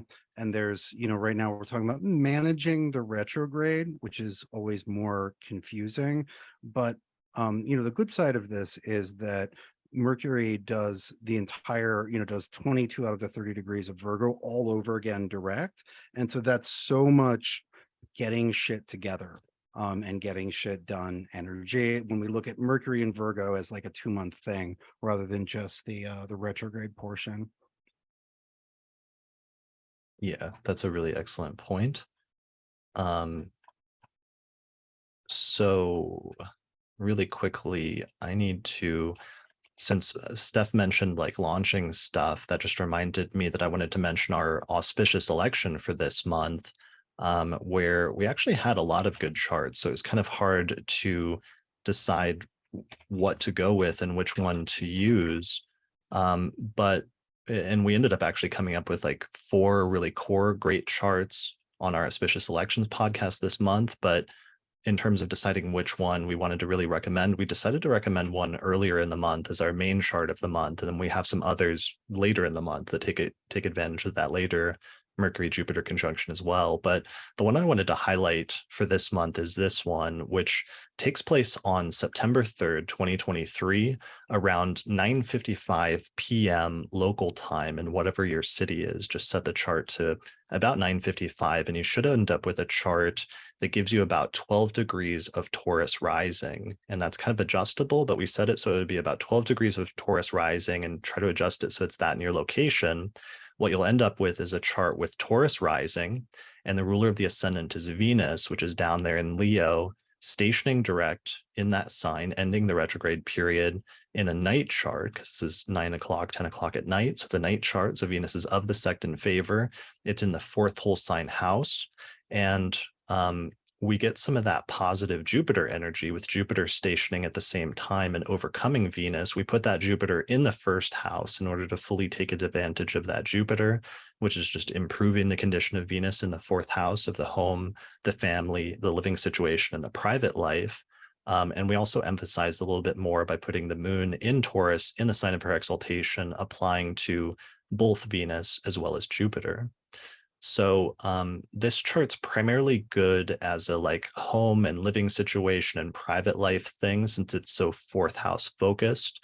It would also be good for other types of Venusian activities, which are like creative and artistic endeavors or other things of that nature, just because it has such a huge emphasis on Venus as well as Taurus. We do also, even though Mercury is retrograde, which is not ideal in terms of mercurial activities, you still get some offsetting of that with Mercury in that pretty close and almost exact trine with Jupiter from 15 degrees of Virgo to 15 degrees of Taurus. So even though it may not be the best chart for sort of like communicative mercurial type things due to the retrograde, it is a very good chart for Venusian type creative activities if you're looking to do something of that sort, especially with Venus. And this is our auspicious election for the month. So yeah, what kind of Venusian, what charts or what types of activities do the two of you do for like Venusian type elections? Oh, well, I was just looking at that chart with the fourth house emphasis and thinking like that would be great for like a dinner party at home or something like that. Yeah, for sure. Or like even like redecorating, like redesigning your home, redecorating, creating a aesthetic, a new aesthetic that's like much more engaging and sort of like exciting at home might be a good thing to do. I would be a little careful because it does have Saturn in a night chart in the 11th house. I meant to mention that. So it's a little challenging for friends and groups, but nonetheless could be really good for fourth house activities or things that take place at home. So and for first house as well, with an exalted moon there and with Jupiter there ruled by that Venus. What I see with that is like setting something heavy and certain in motion, right? Like, oh, if you're going to do like a lifestyle overhaul, like, well, I'm meant to get back on the diet and start doing this, or, I want to start meditating on, at 3 o'clock in the afternoon, whatever, like a big sort of like something that you want to be very consistent at. That's a first house thing. Like, I want to be doing X regularly. Like this chart is not fast, but it is certain in its direction. And there's a lot of stability with both the moon and Jupiter in the first house in Taurus. So yeah, something like setting like my, I'm going to be like this in September, or like I'm going to do this for 3 months, or something that you want, that like slow but steady, relentless quality for. yeah, that's a really good Like point about. I'm going to commit to doing my gua sha routine every night for my skincare. Skincare, that would be a good one for sure. Yeah, or yeah, thinking back to our earlier thing, if you're going to take the blood of any relatives, like that might be a good election for doing that in order for your skincare other routines. All right, so that is one of, I think, 13 electional charts that we found for next month, which we just released or we're about to release this weekend on our Auspicious Elections podcast, where we find lucky dates for the month ahead. So you can find out more information about that at the astrologypodcast.com/elections. All right, so we're talking a lot about the early part of the month at this point in the first week of the month. But at some point, we should talk about our first lunation, which is once we get into the second week of the month, where a few things start happening. The two main ones is that we have that new moon, which takes place at 22 degrees of Virgo, or 22 degrees of Virgo on September 14th. And pretty much at the same time, Mercury is actually stationing direct at 8 degrees of Virgo and ending its retrograde period in that same span of days. So we've got a pretty heavy concentration on Virgo here, right in the very middle of the month. Yeah, I Yeah, was oh go sorry. ahead. Yeah, I was just going to say that the new moon in Virgo and Mercury stationing direct seem kind of like almost part of the same event, right? It's just like one big reset for your Virgo house. Like, and one thing that I was thinking about too is how it's a new moon, but Mercury is going direct, right? So the solution and the answer that Mercury direct is bringing is kind of just the beginning, right? So the retrograde gave us like this re-engineering of something, but then that's just the setup for a new 6-month arc of development. Right. 6 month in terms of this being a Like, new moon that'll yeah, culminate 6 months later with the full moon in Virgo. exactly. That's a really good point. So it's setting a foundation for the next 6 months here with, not just the new moon, but Mercury stationing direct. And then it's kind of putting the focus also on that Mercury Saturn opposition that Austin mentioned earlier, and some of the sober practical thinking that's kind of involved and is necessary. And I think about one of the keywords that came up earlier with Saturn was like fears. And right now, some of the fears are coming up with sometimes very literal things like the ocean or the waters or the fish or what have you with Pisces. But this tension between the nebulousness of some things that we might fear in terms of having a fear of the nebulousness or the intangible with Saturn and Pisces, but then Mercury trying to ground that and look at the actual facts and the reality of what's actually happening to either dissuade or clarify like what fears are valid or practical versus which fears are maybe being overblown or unnecessary. Yeah, I think that's really good because we have Mercury opposing that Saturn, right? So Mercury trying to clarify, get some data on the seemingly everywhere Saturn and Pisces fears, and then we also have the Sun and Moon in an opposition with Neptune in Pisces, which is equally, if not more, confusing and diffuse. Right. And so this is, it's really like if we have these ongoing Saturn Neptune issues, which we do and we will for years, we have both the Sun and Moon and we have Mercury independently all lining up across to try to get clarity about it, Right. figure out what to do. And there is something a little, I'll go back to sober or somber about this, not only because of Mercury's configuration to Saturn, but that third decan of Virgo where the Sun and Moon conjoin is also a particularly somber place. Sometimes it's a place of grieving, it's a place of thinking of legacy, and as a thing to do or a type of activity to focus on. It's a place of thinking of the consequences of consequences. It's that third decan of Virgo is thinking 3 moves ahead in chess, right? Like if I do this, then that leaves these next couple moves, and then those will leave these next couple moves. It's a far thinking place, and there's a certain coldness, which is necessary for that clarity and thinking multiple steps ahead. But it seems like a very useful point to settle on during Mercury's direct station. And Steph, like you said, sort of setting a program for Virgo for the next while, right? There's not going to be a better time to figure out the Virgo area for quite some time.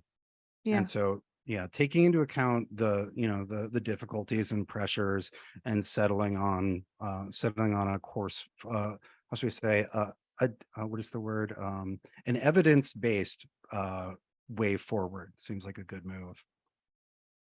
Yeah. Yeah. And locating this, especially for each of us personally, in whatever the Virgo house in our chart, so that when we're talking about some of these Virgo energies, you can kind of locate that or geolocate that in your life by what house that coincides with, and that probably be in the area of focus for both the Mercury retrograde as well as this new moon on the 14th that we're talking about. Yeah. Something I think about sometimes too with that last decan of Virgo is how it kind of feels like the night crew cleaning up for the morning crew and like doing a good enough job that like they don't have to like, overcompensate for what they missed in some ways. Mhm. Like, Yeah, bringing things yeah. like actually finishing everything, not just like Mhm. bugging out because the shift's over. Yeah. Right. And with this new moon opposite Neptune, it was something that made me think of when both of you were talking, and what you were saying, Austin, was like, what is it going to be like when Neptune leaves Pisces? And will we ever get, it almost feel, because Virgo, every time we have major stuff happening in Virgo, we have the normal earthy, mercurial, like practical and grounded keywords that we often associate with that. But then over the past several years, we're just constantly dealing with this tension from Neptune and the nebulousness and just almost like opposite energy that's bringing to all of that, which is sort of confusing things. And it feels, it's like, will we ever get back to sort of making Virgo again at some point? Are I we think Virgo's almost been there? trying so hard Yeah, they've been to holding remain it Virgo together very in the well, face I of have to that. say, for sure. I don't think I'm not going to know what to do when it's gone.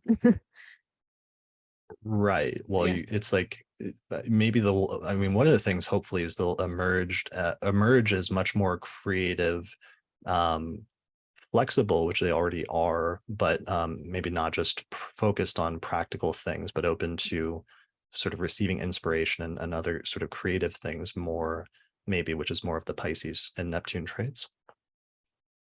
Sure. Or in some cases, it'll probably be a glorious return to order where things can finally be as you would arrange them rather than, getting constantly rearranged by psychedelic tsunamis. Just the fucking Neptune just washing in and changing everything. It's like, no, I would just like the couch to not be upside down and floating. Can we just have a little order? Yeah, I like that. All right. So that's good with the new moon. There's other action that's happening pretty closely immediately after that in the next few days, where especially on the 17th, there's a couple things that are really important. One, Venus completes the final square with Jupiter from 15 degrees of Leo to 15 degrees of Taurus on September 17th. And one of the things that I noticed actually looking at the sky is that Venus is actually going to reach maximum brightness on September 17th in terms of its distance from the sun, and just in terms of now that it's emerged in the sky as a morning star again, it's going to reach peak brilliance right in the middle of September. And That's a I thought good it was, one. Yeah. yeah, and I thought it was weird that it happens right at the same time as it's squaring Jupiter. Seems pretty good. Yeah. Yeah, it I was seems also pretty thinking about positive. like Venus Jupiter as being like an upgrade of some kind. Like I had a friend who I think her partner has like some sort of like platinum rewards membership and they just got this hotel room that's like the size of their house and it's just like what am I doing in a hotel room that's the size of my house? So like that feels very Venus Jupiter to me. You For may ask sure. yourself. What? Nothing. I was just thinking of the old Talking Heads song. They're like, you may ask yourself, like, well, Oh how yeah. did I get, why am I in this beautiful hotel room? This is not my beautiful hotel room. Yeah. Yeah. Yeah.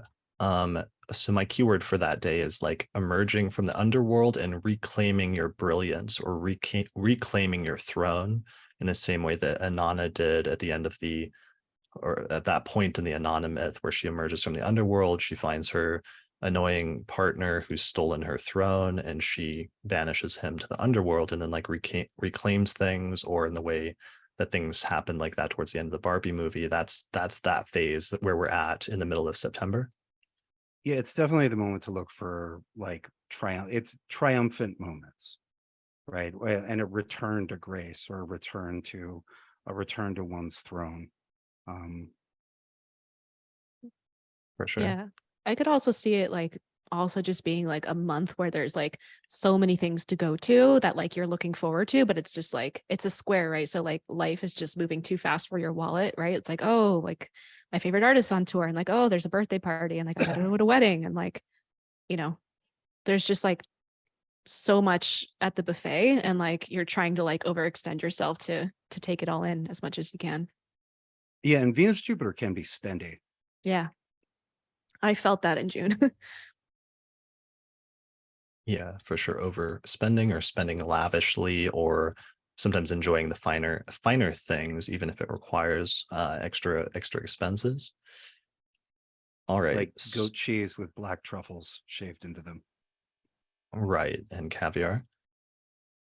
Uh, all right. So moving forward in the next few days after that, the sun does different stuff. We don't usually note sort of a lot of sun aspects here, but maybe we should occasionally on some of the dailies. But I was just noticing that the sun on September 18th and 19th opposes Neptune, which is kind of a nebulousness in that couple day time frame. And then shortly after that, a few days later on September 22nd and 23rd, it ingresses into the sign of Libra. So we get our Libra ingress. Virgo season is over. Libra season begins for 1 month. And basically immediately after that, on the 24th, we get that second and final Mercury Jupiter trine from the 14th degree of Virgo to 14 degrees of Taurus. So there's a lot of relatively big and positive shifts taking place at this time around September 22nd, 23rd, 24th. Yeah, so we'll be seeing a lot of the results of that Mercury retrograde cycle. The like, okay, so I rooted out the problems, and now they're not here anymore, or now things are working better. You're seeing the benefits or relief from the work done. Excuse me, during the retrograde portion of Mercury's cycle, which is nice. Like we're getting more towards the outcomes phase with Mercury retrograde. And we're Yeah, also in the outcomes phase of the larger Venus cycle. Venus hasn't left the shadow of the retrograde yet, but has made a lot of progress, is bright in the sky, had the third connection to Jupiter. Things are established, and there's a little bit left, but mostly we're seeing the outcomes. We're seeing really the results of this, both the shorter Mercury cycle and the longer Venus cycle by the end of the month. for sure. So this is now that you did the hard audit earlier in the month during the retrograde and the Mercury Saturn opposition, now the big financial bonus or the tax return comes back in your favor or something like that. Yeah, or you find out that you're not getting audited. Praise God. Right, that the initial fears surrounding something that were kicked up earlier in the month in the retrograde turn out to be much more positive and beneficial than you thought. That's good. That's good. Okay.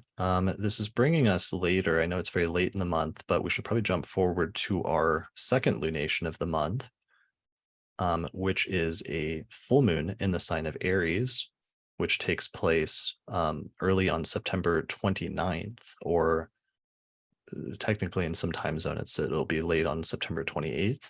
So it's a full moon at 5 degrees of Aries. What's going on here, and what do we see in this chart that's relevant in terms of the imprint or the signature of this full moon? For me, like it kind of reads as like this anticlimactic climax. So it's like, oh, it's the season finale, but it's kind of like a right? Because it's not quite an eclipse. It's not an eclipse, but it's ruled by Mars in Libra, applying to the South Node. And so like both like the Sun in Libra and Mars in Libra, right? It's like there's this like individualistic impulse that might be tempered by compromise or sacrifice of some kind. Maybe for now, right? Because like the next lunation in Aries is going to be an eclipse. But this looks like, you're trying to sever yourself, but it's not a clean cut. Like the blade is dulled for some reason. Yeah, they with this one being ruled by, sorry, something just floated into my mouth. Sorry. Yeah, this really it's funny. It brings up the sort of underlying irritations that Mars has been providing in Libra all month. Mars not really aspecting much this month, just being co-present with the South Node for most of the month, but like not really, like having a loose sextile to Venus, but not really fucking with the other planets. It's just sort of like Mars is going to be like half gone, but then you'll hear some passive aggressive grumbles from time to time for a lot of the month. But once we get the sun's ingress into Libra, where now it's in the same sign as the sun, and then we have a full moon ruled by that Mars, and that Mars South Node conjunction isn't 25 degrees away, but is actually narrowing down to 5 or 6. We're really going to see that. And where the whatever like irritations, whatever like compromises are still not getting made, right? Because we have this Venus direct. Venus is feeling good, but we still have this sort of relational work to do in Libra. This Venus ruled area. And although Venus and Leo might feel good about themselves and be like, I'm really happy with who I am, I went through a lot, but then getting that to work in relationship to people is not the same thing as getting it to work in relationship to yourself. And so, we have Mars there as a fly in the ointment of like finding a balance. And that really, I would say we kind of get the peak of whatever problems Mars has created in that Venus ruled area right on that full moon, where like the frustrations may overflow. And just a little bit about like the Mars K2 or Mars South Node together. Mars has a willingness to separate and to be like, fuck this. I don't want to relate. Like, I don't want to do this. And the South Node is very much about deep negation and just letting go of things and not trying anymore. And so together they're very purgy.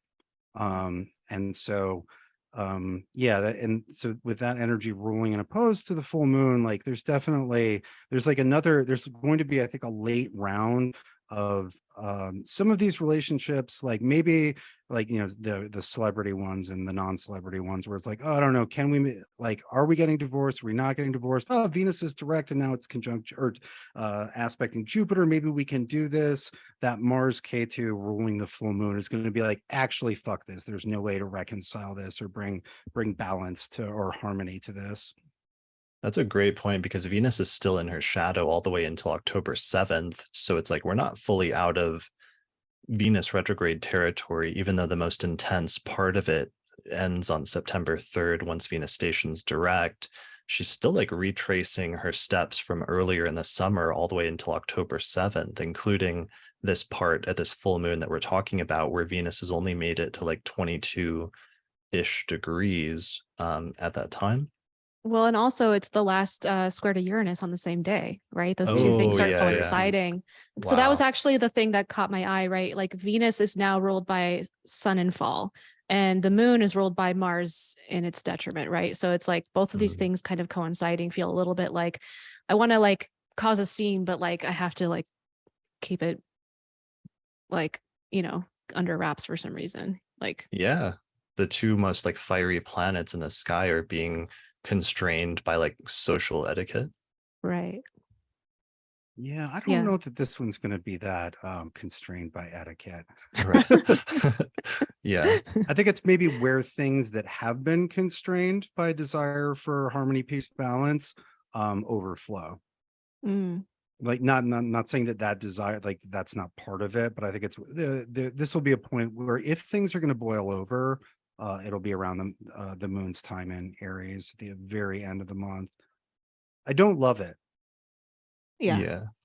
And the day after, the moon then will oppose Mars from Aries. So that's a whole, like you were saying, as the moon is going through Aries on the 28th, 29th, 30th. That's the time frame for this and the activation of that. I think you used the word passive aggressive Mars earlier in the month. What are some other, last month we were talking about like editing, for example. I said Mars in Virgo is good for like an editor who's like cutting things out of a text and paying attention to the fine details. What are some good keywords for Mars in Libra that you both of you think of when you think of that placement? Playing politics. Playing politics. Like having to play the game, right? That's a like Bill Clinton is a famous Mars Venus Neptune conjunction in Libra on the ascendant, and he was With supposed to Jupiter be too. Jupiter, right? And he was supposed to that was supposed to be his thing. He was very good at that and very personable, I guess, but good knew how to play the game or play the politics. Right. And you see when Mars is, I was going to say, efficacious in Libra, it doesn't look like Mars, right? You never saw Bill Clinton angry, right? It's not that he was never angry, but it was like, yeah, fuck those people. Like, but like smile, smile, smile. Like you Right. were saying, stuff like playing the game. I always think of when with Mars and Libra, I always think of the phrase a charm offensive, right? Mm. Kill them with kindness. And all of this sort of fits into or intersects with passive aggression, right? When Mars is being effectively martial, it's using Venus's tools. And then from a like strictly martial perspective, it's being constrained and be like, oh, but I'm angry, or I'm in a fight, but I have to pretend that I'm not in a fight. I hate this, right?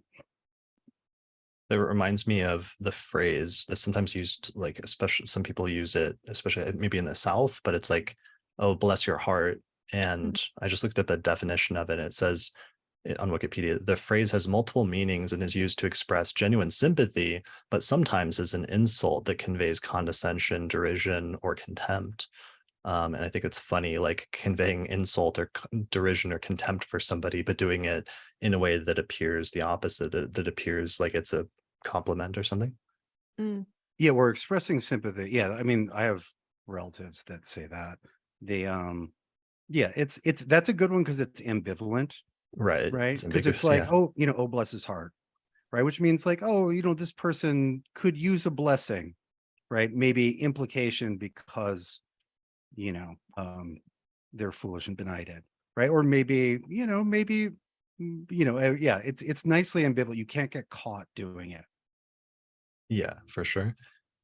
That, and then you mentioned politicians were mentioned, and also like ones that are like smooth or do things like that in a way that's smooth, which reminded me of another famous like Sun Mars conjunction, since that's part of what we're talking about, is Alexandria Ocasio-Cortez, who has Sun, Mars, and Mercury and the midheaven all in Libra in the 11th whole sign house. And one of the things over the past few years that's been entertaining sometimes is just seeing her engage in with just some of these sick burns on Twitter of different like opponents, and that she often has a very sharp ability to be very sharp and pinpoint like a weakness and to focus in on that, but to say it in an almost very like eloquent way is one of the things I've sort of seen with that. I don't know if that's the right way to articulate that. Have you seen that, or do you know what I'm talking about?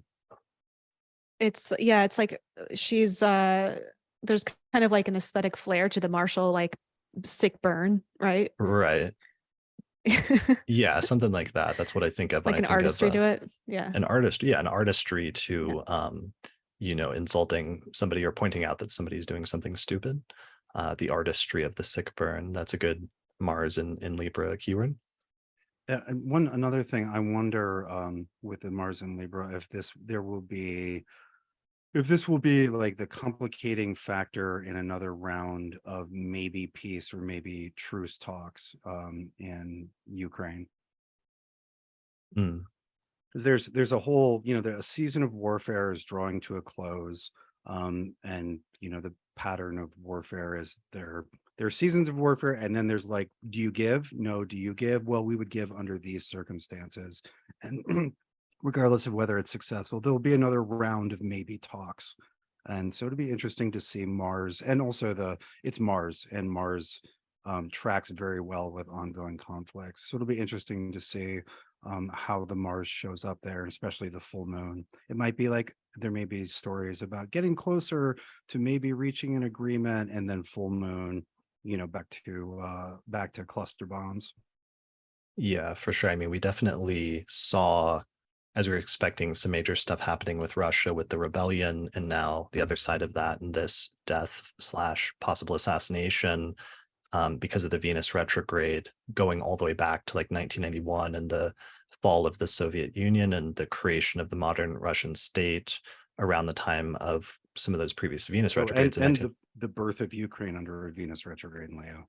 Yes, that's what I was just about to say. Because that's the other side of it, which we haven't seen yet, is we were expecting this summer to be a major turning point for that because Ukraine was born during that summer with Venus retrograde in Leo. So that's a good point that there may be continued developments there that we should pay attention to. I'm I don't want to go on about it, but I'm very interested in what happens this fall. For sure, for sure. Um, there also hasn't been as much LGBTQ stuff as I was expecting as there was 8 years ago, aside from being negative pushback stuff. And I'm still wondering if there won't be more developments in terms of that, or that's something I'm still keeping an eye out for. That seemed to I- be primarily during the Venus Mars period, where Venus was like warming up for the retrograde, and Mars was right there with her. That seemed to be really the height of that. For sure, for sure. All right. So that's bringing us to the very end of the month. Let me see if there's anything else we meant to mention. Full moon, Venus last square Uranus.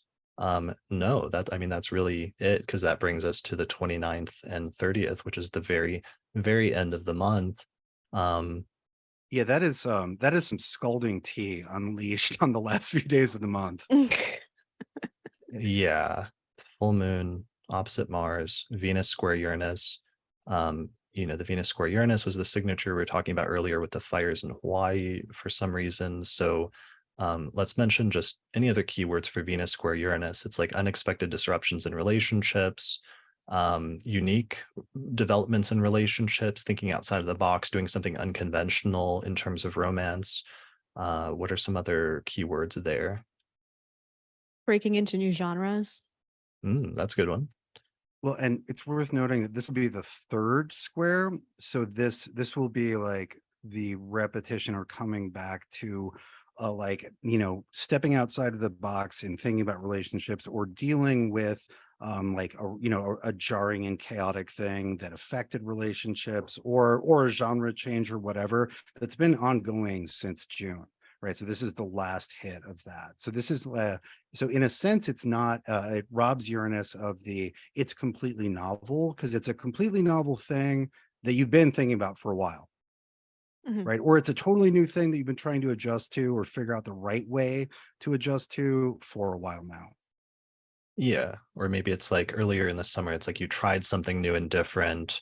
Then Venus went retrograde and squared Uranus the second time when retrograde, and maybe it didn't go very well, or maybe there was something that was disruptive or upsetting about it. But then maybe you revisited a third time, and this third time is the charm, where you're able to integrate something that's new and different into your routine or your relationship or whatever part of the chart this is hitting for you.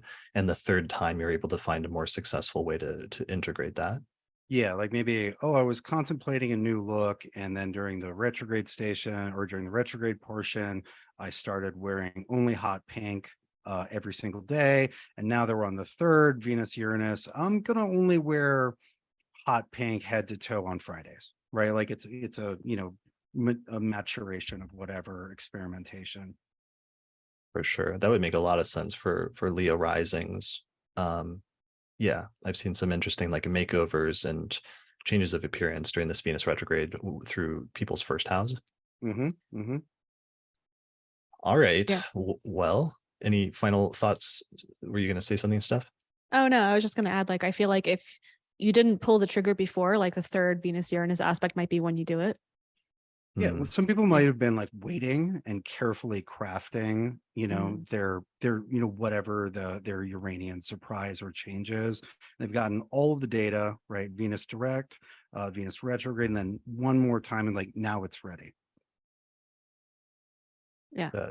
that makes so much sense. And then since it was one of the keywords that came up at the beginning, to reiterate, since it might be relevant then again at the end of the month, that thing about it being, that Elvest on Instagram said, quote, the summer of women causing economic earthquakes.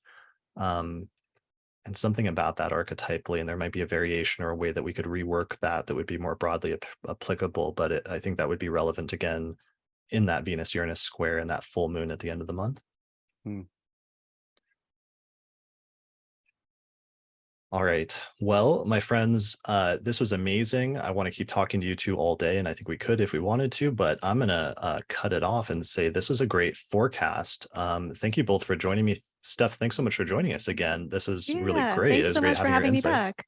Yeah, always a Yeah. pleasure.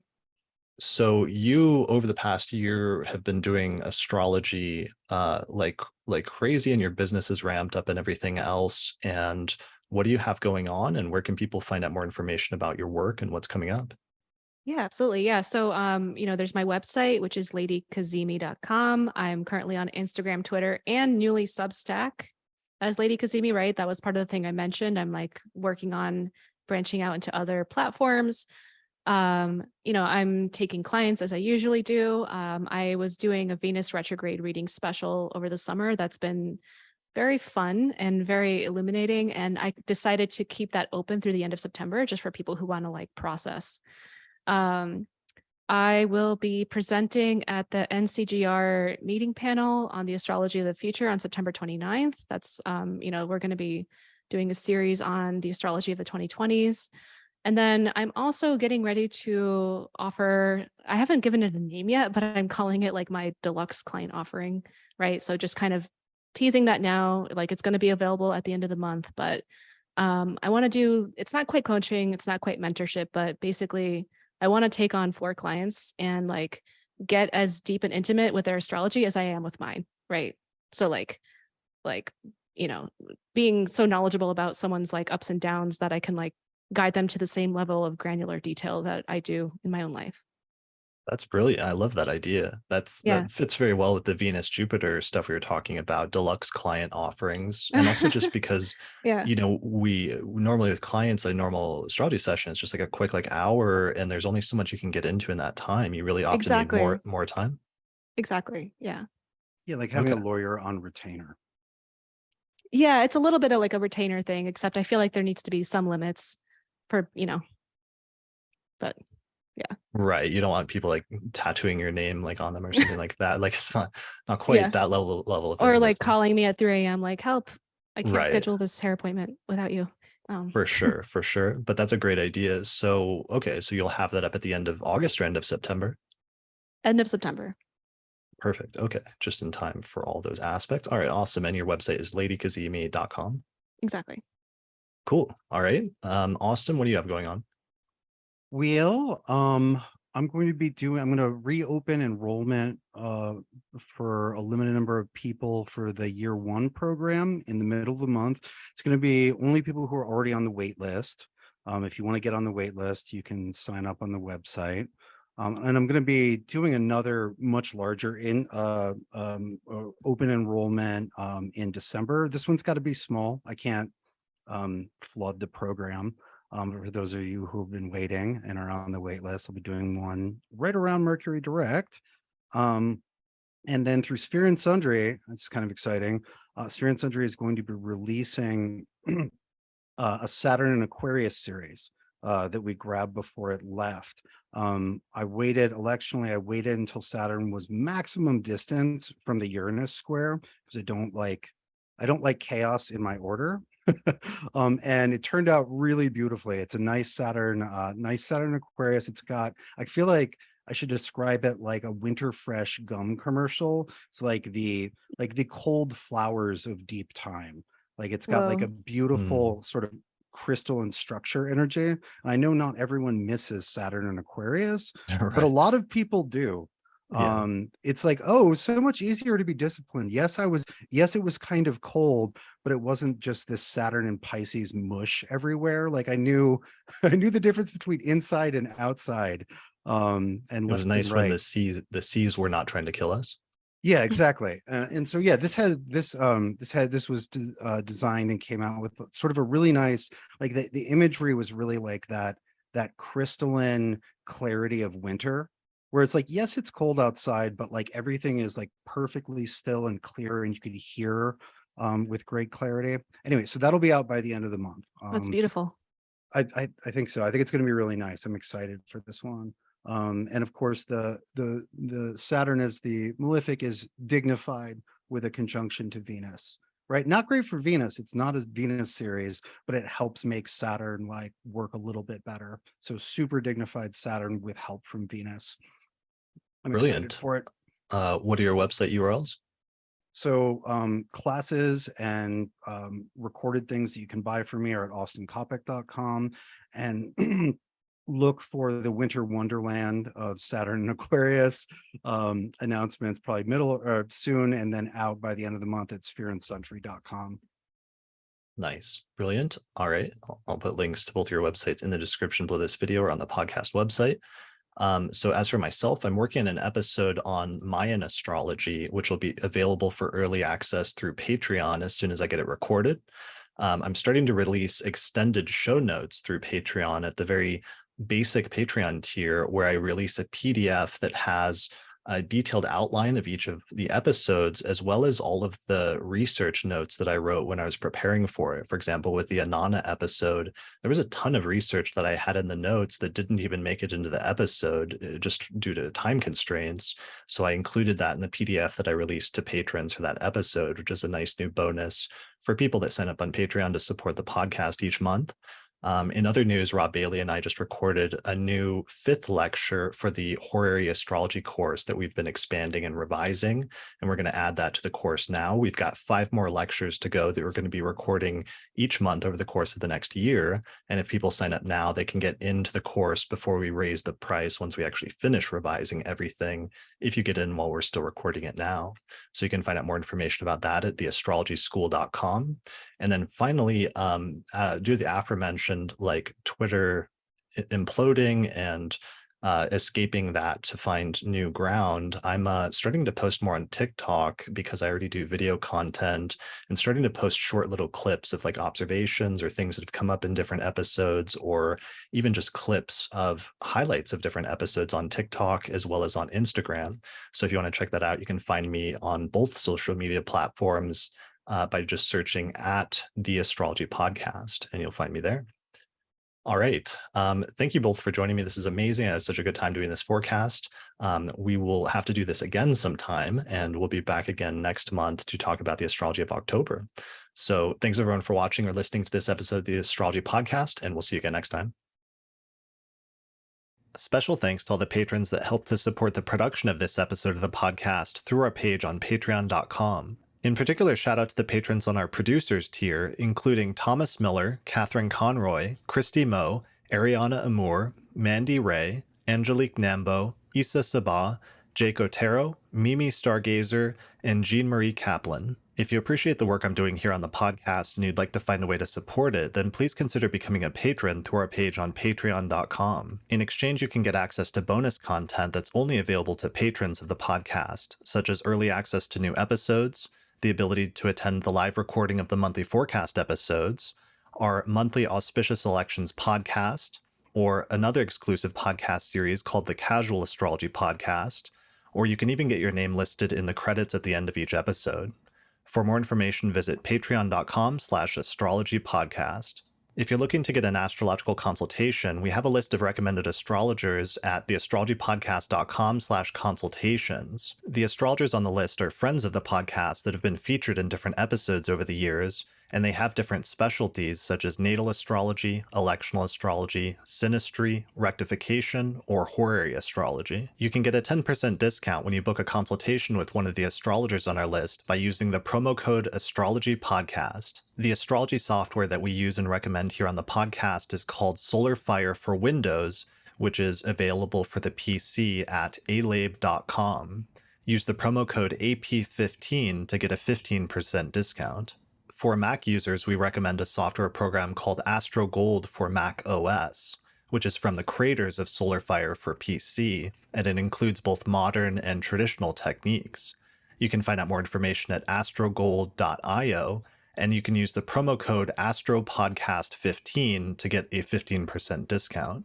If you'd like to learn more about my approach to astrology, then I'd recommend checking out my book titled Hellenistic Astrology, The Study of Fate and Fortune, where I go over the history, philosophy, and techniques of ancient astrology, taking people from beginner up through intermediate and advanced techniques for reading birth charts. You can get a print copy of the book through Amazon or other online retailers, or there's an ebook version available through Google Books. If you're really looking to expand your studies of astrology, then I would recommend my Hellenistic Astrology course, which is an online course on ancient astrology where I take people through basic concepts up through intermediate and advanced techniques for reading birth charts.